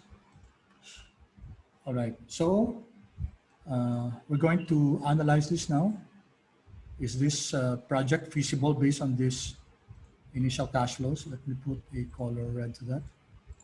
So this is your initial cash outflow. This is your cash inflows. Then let me just put here, I already computed for the present values. Okay, these are now our present values. These are our cumulative cash flows and cumulative present value of your cash flows. So we can now compute for the NPV. Your NPV is simply, okay, so this is your rate. The rate is given at C2, that's WACC 12%. Then your values, your cash flows, we have to add only the future cash flows and then add back the initial cash flow at C50. So we get this amount, which is positive, which means that the project is acceptable. Also based on IRR, we just highlight your cash flows, and the project is feasible based on IRR because it's higher than your WACC of 12%. Then the payback period is okay. Payback period is using this cumulative cash flows. So it's between third year and fourth year. So we get here year 3 plus the negative of this cash flow requirement divided by the original cash flow. Okay, so that's 3.6. On the other hand, for the discounted payback, we need to make use of the cumulative present values. So it's this one, year 4, and then plus the negative of the cumulative present value on year 4 divided by the present value at year 5. So that will be 4.6. Then let me just add another one. That's your profitability index. Profitability index. It should be equal to, this is simply equal to the present value of your cash inflows divided by the present value of your cash outflows. Okay, so this is equal to how much are all our present value of cash inflows. So I'll get it here. Present value of cash flows, the sum of all of this, okay? And divided by the present value of cash inflows, then I have to put a negative sign. Okay, negative sign there, so that this turns out to be positive. So the answer is 1.12. So a profitability index that's greater than 1 is okay, because the present value of your cash inflows is greater than the present value of your outflows. All right, so that ends our discussion on this worksheet.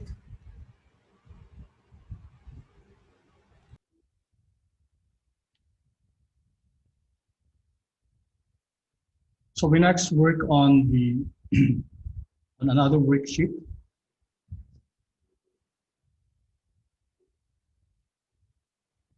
And in this worksheet, we're going to create it's a dynamic amortization table.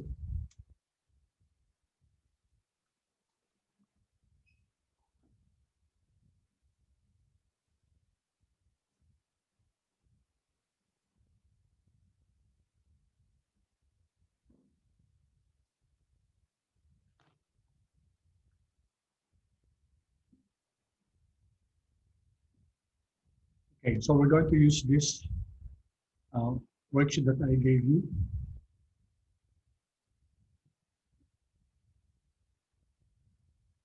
All right, so let's base our problem on the one that we solved a while ago. So this is also a 3,000 loan. However, we're going to add this detail that there should be an equity on the part of the borrower. So he has to cap in 20% of the amount so that the loanable amount is only 80% of the, so that's only 80% of the loan amount. Same percentage rate, same terms. Okay, so we're changing this a bit. We're making it 30 years monthly. So the periodic payment, we will make this model in such a way that if we change these givens, automatically our model will change. Our periodic payment will therefore be equal to that's PMT. Okay, let's make this negative because it will be an outflow. Our rate will be 6.5% divided by 12, that's monthly. And then comma, the number of years, the number of periods will be 30 times 12. Our present value is 2,400, okay? And since this is annuity ordinary, we disregard. Okay, so this is our periodic payment. Okay, so if we if we make the absolute total absolute payments, it will be 15,000 multiplied by 30 years times 12 months. Okay, so that's 5,461,000. Okay, now here we're going to make extra payment. So the monthly amortization is 15,000.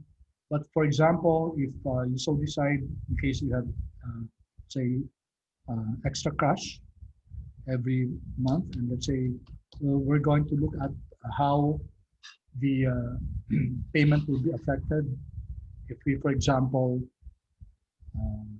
pay extra of 1,000 every month. So the total payment per period will be,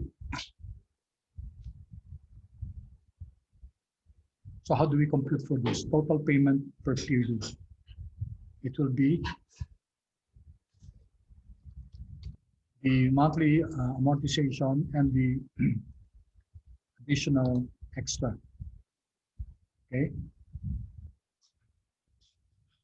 Okay. So how many periods do we need before we can retire the loan? So we can compute for this using ANPER. Rate is at 6.5% divided by 12.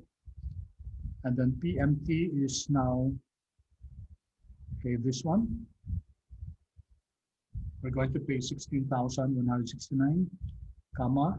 The present value is this amount. So this is negative, this is positive, so we're okay. All right. So that's 301.65 instead of 360. So you see, if we just pay this 15,169, we're going to pay it in 360 monthly amortizations. By adding 1,000 to your payment, you're actually reducing, accelerating the number of monthly amortizations. So if we divide this, so instead of 30 years around, you need only to make 25 years payment. So our total payments will be this one, this amount multiplied by, so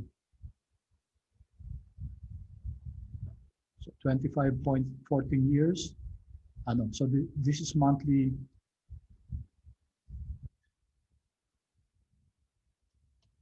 So this is monthly payment multiplied by the number of months.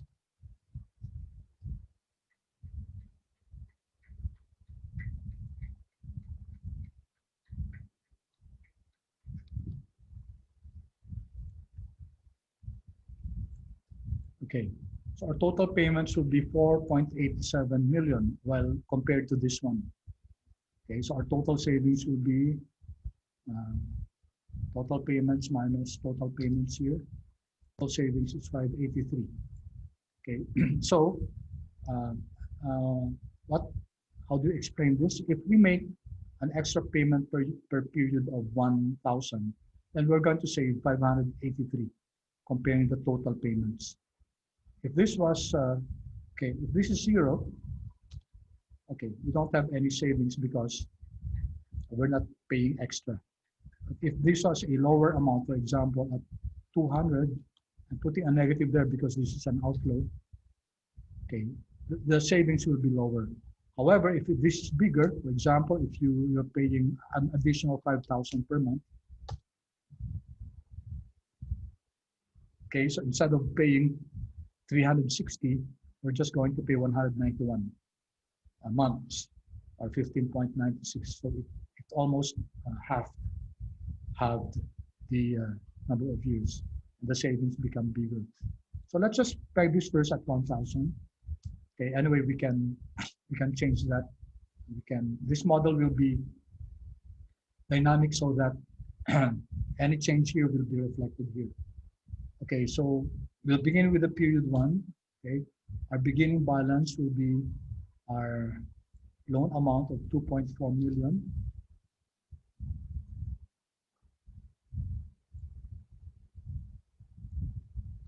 Okay, our regular payment is, okay, it's this one. Then excess, we put it here. Okay, so that if this changes, this changes. So what will be our interest payment? Our interest payment will be based on the beginning balance. It's equal to the beginning balance multiplied by the rate of 6.5% divided by 12 months. Okay, so the principal payment will be equal to,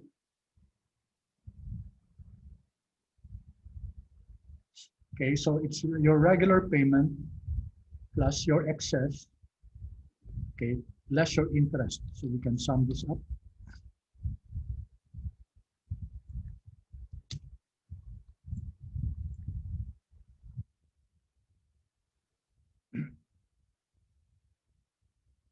Okay, so that's your ending, and then your ending balance will be just the sum of your beginning balance and then your principal. Okay, I'll give you a few seconds just to look at this. Let me pause the recording for a while. Okay, now for the second period, we're going to make this a dynamic model so that if we change the number of years, for example, automatically the model will change. Okay, so when will we have uh, uh, payment for the next period? Well, it depends. For example, in this case, if it's 360, okay, 360.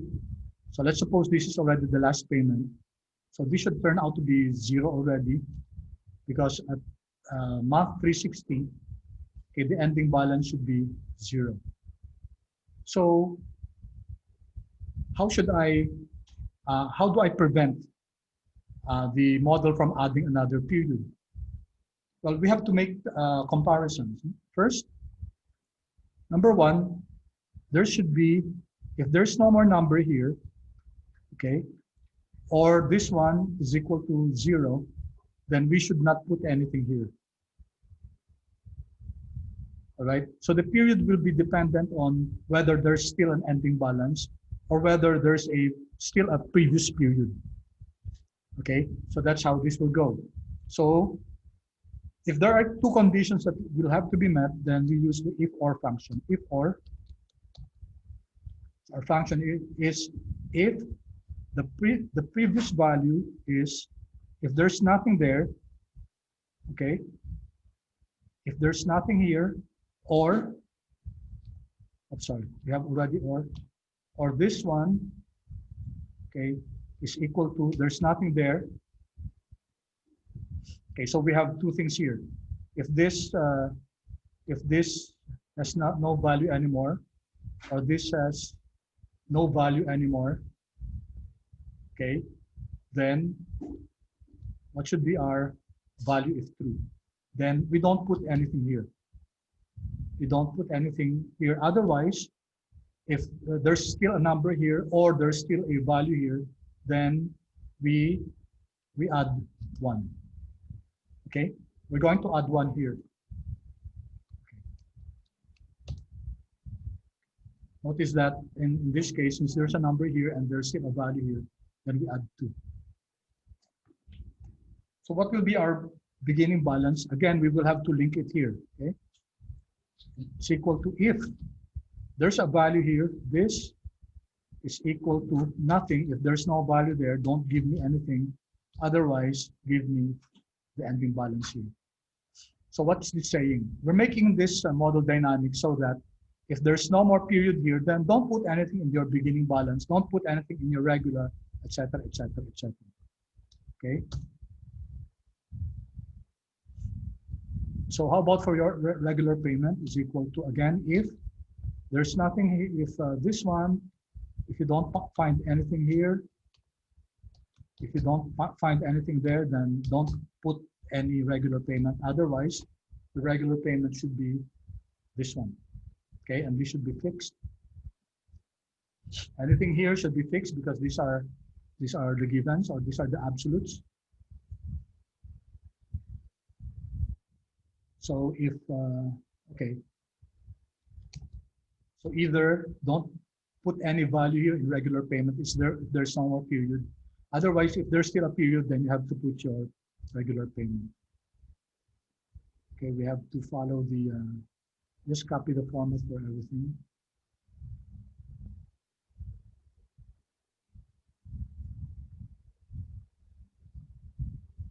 I failed to copy it here. All right. So also for this one is equal to, if you don't have anything here, if this one is nothing, don't give me anything. Otherwise, it should be equal to this one. Fix that. It should be coming from your excess payment. And your interest is equal to, again, if this is nothing, then give me nothing. Otherwise, what will be our interest? Our interest will be based on our beginning balance, okay, multiplied by our interest. This one should be fixed, divided by 12, which should also be fixed. All right. Then the principal, again, if you don't have anything here, okay, if this one is nothing, then give me nothing. Otherwise, we'll sum this up. Sum your regular payment plus excess payment and the interest.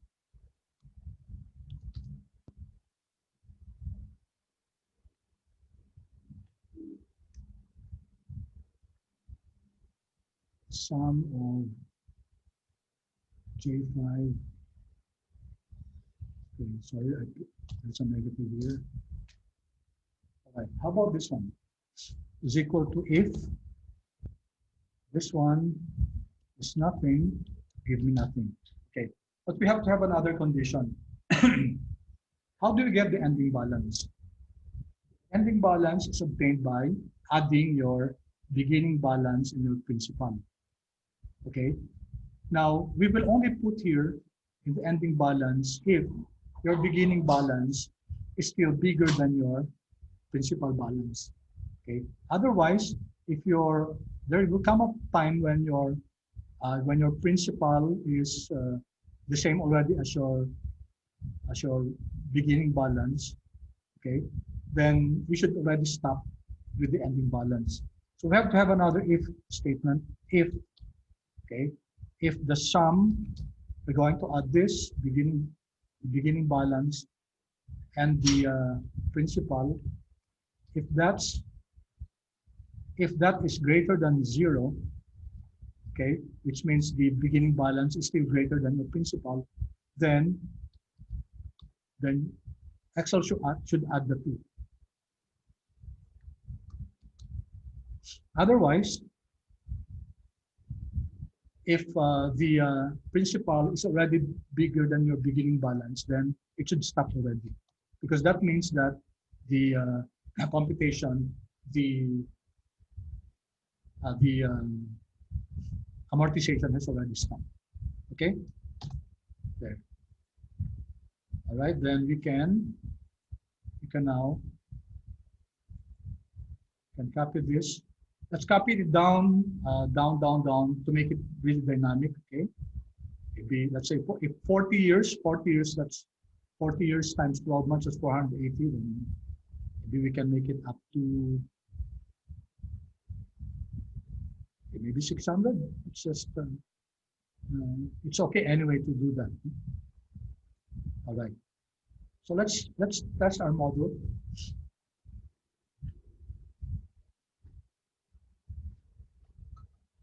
Okay, so you see here, guys, that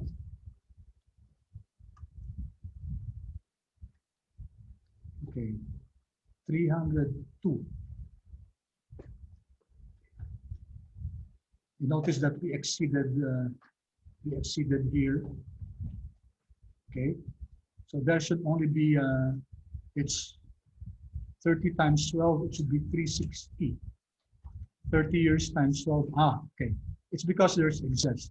So if I remove this first, if I remove the excess, then there should be 360 payments. Notice that your model also changes to 360. Okay, I guess we have to put here, instead of nothing, let's put 0. Okay, so that 0 will be the ending value. Oops.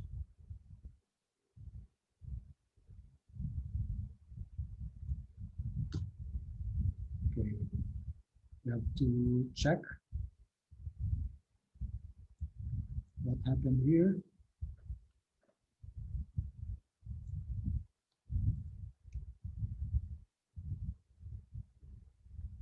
It's equal to N4.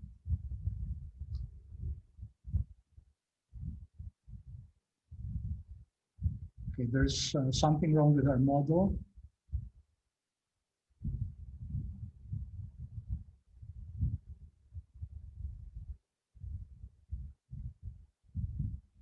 Okay, let me pause this for a while. Let me check what was wrong with our model. Okay, I was able to see my error. Okay, sorry for this. So if we use the model that we did a while ago, if I copy this, let's copy this. Okay, okay. Let's continue copying it. Okay, we see here that our model is not working because it should stop at 360. Okay, we should already have stopped at 360. If you take a look at this, we're saying that if or this has nothing, okay, then you should give me, or this has nothing, then you should not give me anything. However, it turns out that it still continues. Okay, this should have already stopped at 360. Okay. So what was wrong here? Excel wrongly read. Well, I wrongly encoded this formula because technically this is still something. So let's change this and make this. I'm going to make this N4 is equal to 0. Okay. Control Enter. And then I copy everything. Then go down. Okay. See, it has disappeared. Right. So it stops at 360. Okay, then you can make it dynamic. We haven't added the excess here. If I add the excess payment of 1,000, then we expect it to be only up to around 300 on the 301st month. Okay, let's see if it's only up to 301. There you go, around 302.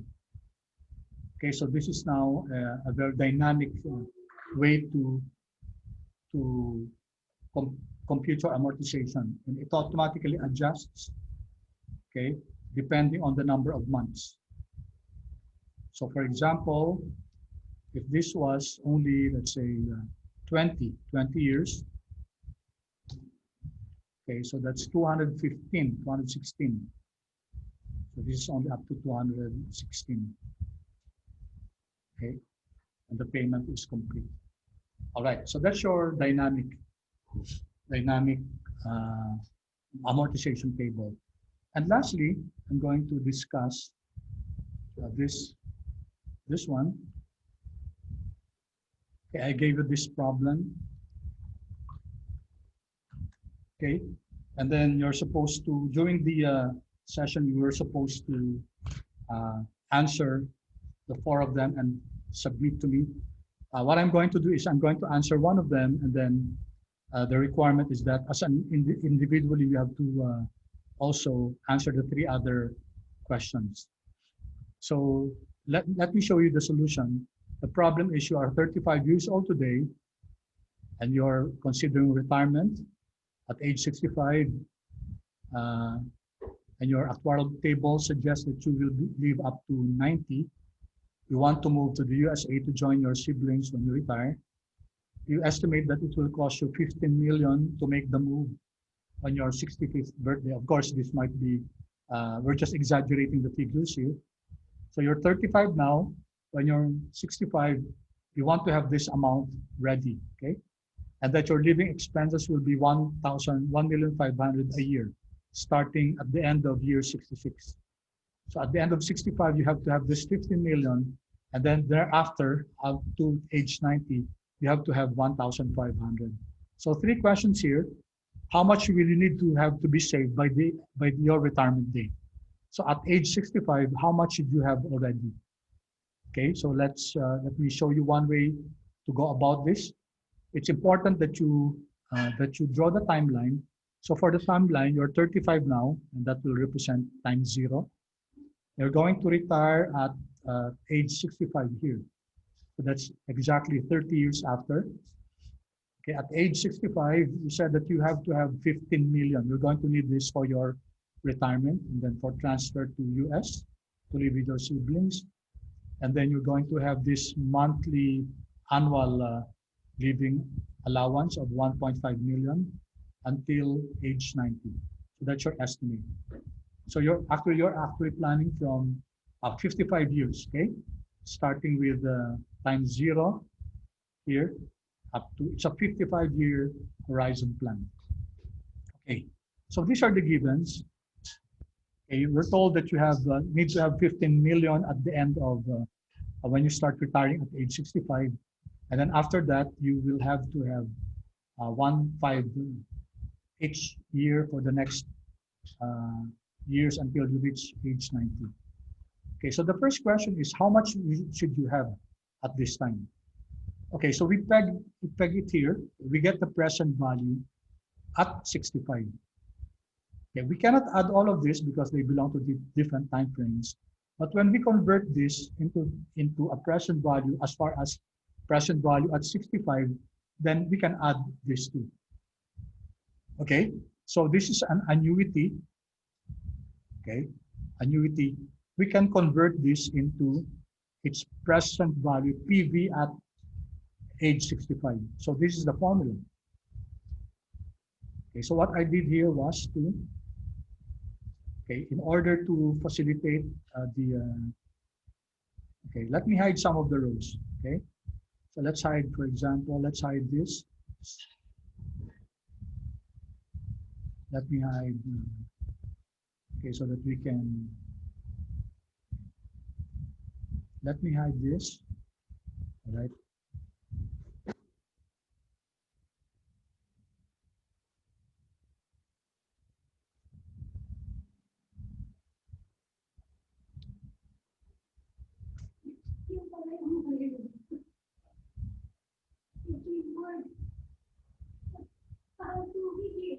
Okay.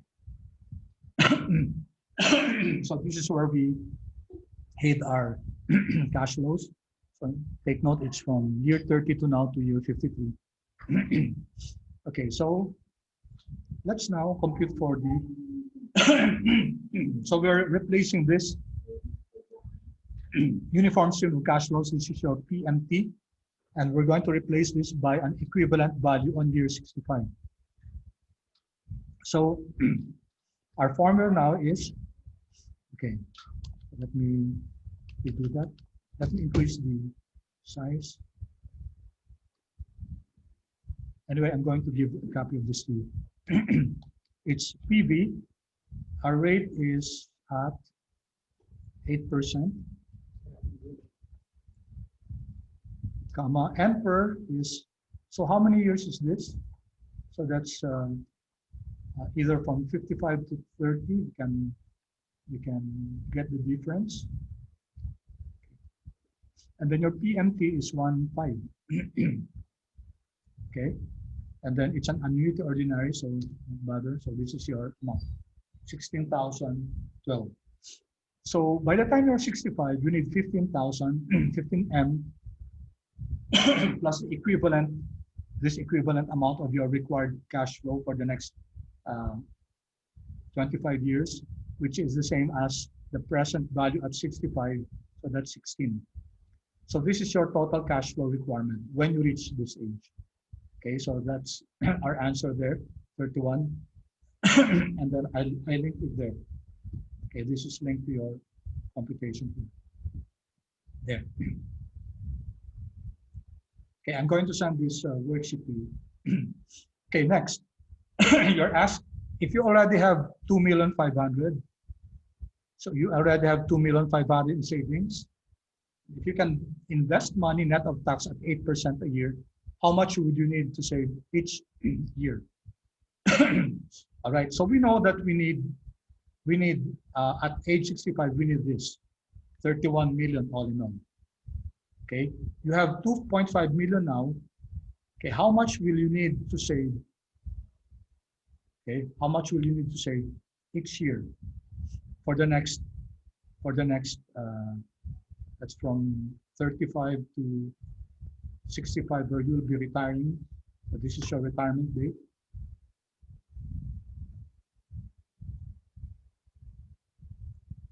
Okay, how much cash will you need to invest so that you have this amount? Okay, you need to have 31. Okay, by age 65, so I copied that. You need to have 31 million. Okay, then you have 2.5 now. How much do you need to invest? Right, how do we solve that problem? This is what we need now.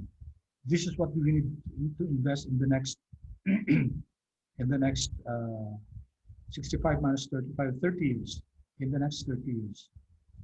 Okay, we need this. So this will be our future value. Okay, that will be our future value. And then, okay, we can convert it into 51,000. Sorry, into its an annuity payment. All right. So the annuity payment, because that's what we need, okay? Okay, so let me rephrase this. First, what we can do is we can convert how much is 31,000 now.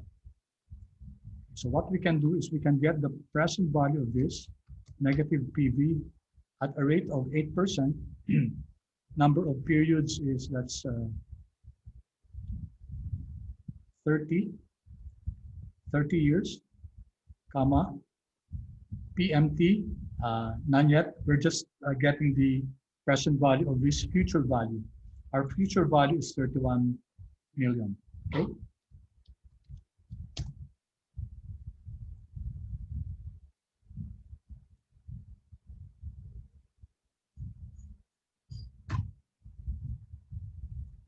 All right. So the equivalent amount of the equivalent amount of 31 million after 30 years, okay, is 3 million now. Okay, it's 3 million now. So you have already 2,500. So how much more do we need? I think I missed out on this, so let me just correct my solution. You already have 2,500,000 in savings. If you can invest money today, net of tax at 8%, how much would you need to save each year? Okay, so you take a look at this. Okay, so we're asked to compute for the annuity payment. All right, you have this now. You need this after 30 years. How much should you be investing so that your cash flows, including the cash flow now, plus your annuity, will be equivalent to 31 million. So we can use the PMT function. Right. So our rate is 8%. Our NPER is, that's your 35, 65 minus 35, or 30 minus 0. Okay, so these show years. And then your future value, what's your future value? That's negative of this. So your investment now of 25, okay, your money now and your annuity of 51 will have the same sign. Your future value will have a negative, while your present values, okay, B20, and your future value, okay, your future value is 31, okay. All right, then this gives you, okay, this amount. So you need to save 51,689 for the next 30 years in order to have this amount. Okay. So we can also show that indeed, okay, look, we'll compute for the cash flows using the FD function. So this is your rate, this is 8%. Your NPER is your 65 minus 35. You have a present value of B22, that's your 2.5 million. And then you have an annuity of, that's 51,689, okay, this one. How much is the future value of that? You get the same, 31,012, okay? So those are just equivalent cash flows. And last problem, if you did not have any current savings and do not expect to be able to start saving for the next 5 years, how much would you have to set aside each year? So in this problem, you don't have the 2.5 million, but you'll be able to start only savings at the end of the 5th year. Okay, you'll be able to start savings at the end of the 5th year for the next 5 years. Okay, so your savings will begin on year 6. Okay, the question is, how much would you need to save to get 31 million? All right, so we'll start saving at year 6. Okay, and this will be our formula, PMT. The rate is still 8%. The NPER will now be, so since you're starting here, okay, so this one, 65 minus 41, okay. And then you don't have any present value. Okay, you just have your future value. You want this amount, okay, when you reach 65, and then you're going to start savings at this point. So the answer is 46499. So that means you have to invest in this stream of cash flows until you reach 65 so that you get 31 million. If you compute for this, you have the present future value of your rate is at 8%. The number of periods are subtracting 65 from that's 41, okay? And then you have your annuity payment of 464,499, right? It's also annuity ordinary. Okay, so also you have 31,020. Okay, so this ends our discussion on the time value of money problems. There are three other problems, okay? So you'll be needing to submit that as an individual. Okay, these are quite similar to the first one that we discussed. All right. So let me end in that. If you have any questions, please feel free to email me. Okay, you know my email address. Okay, thank you so much.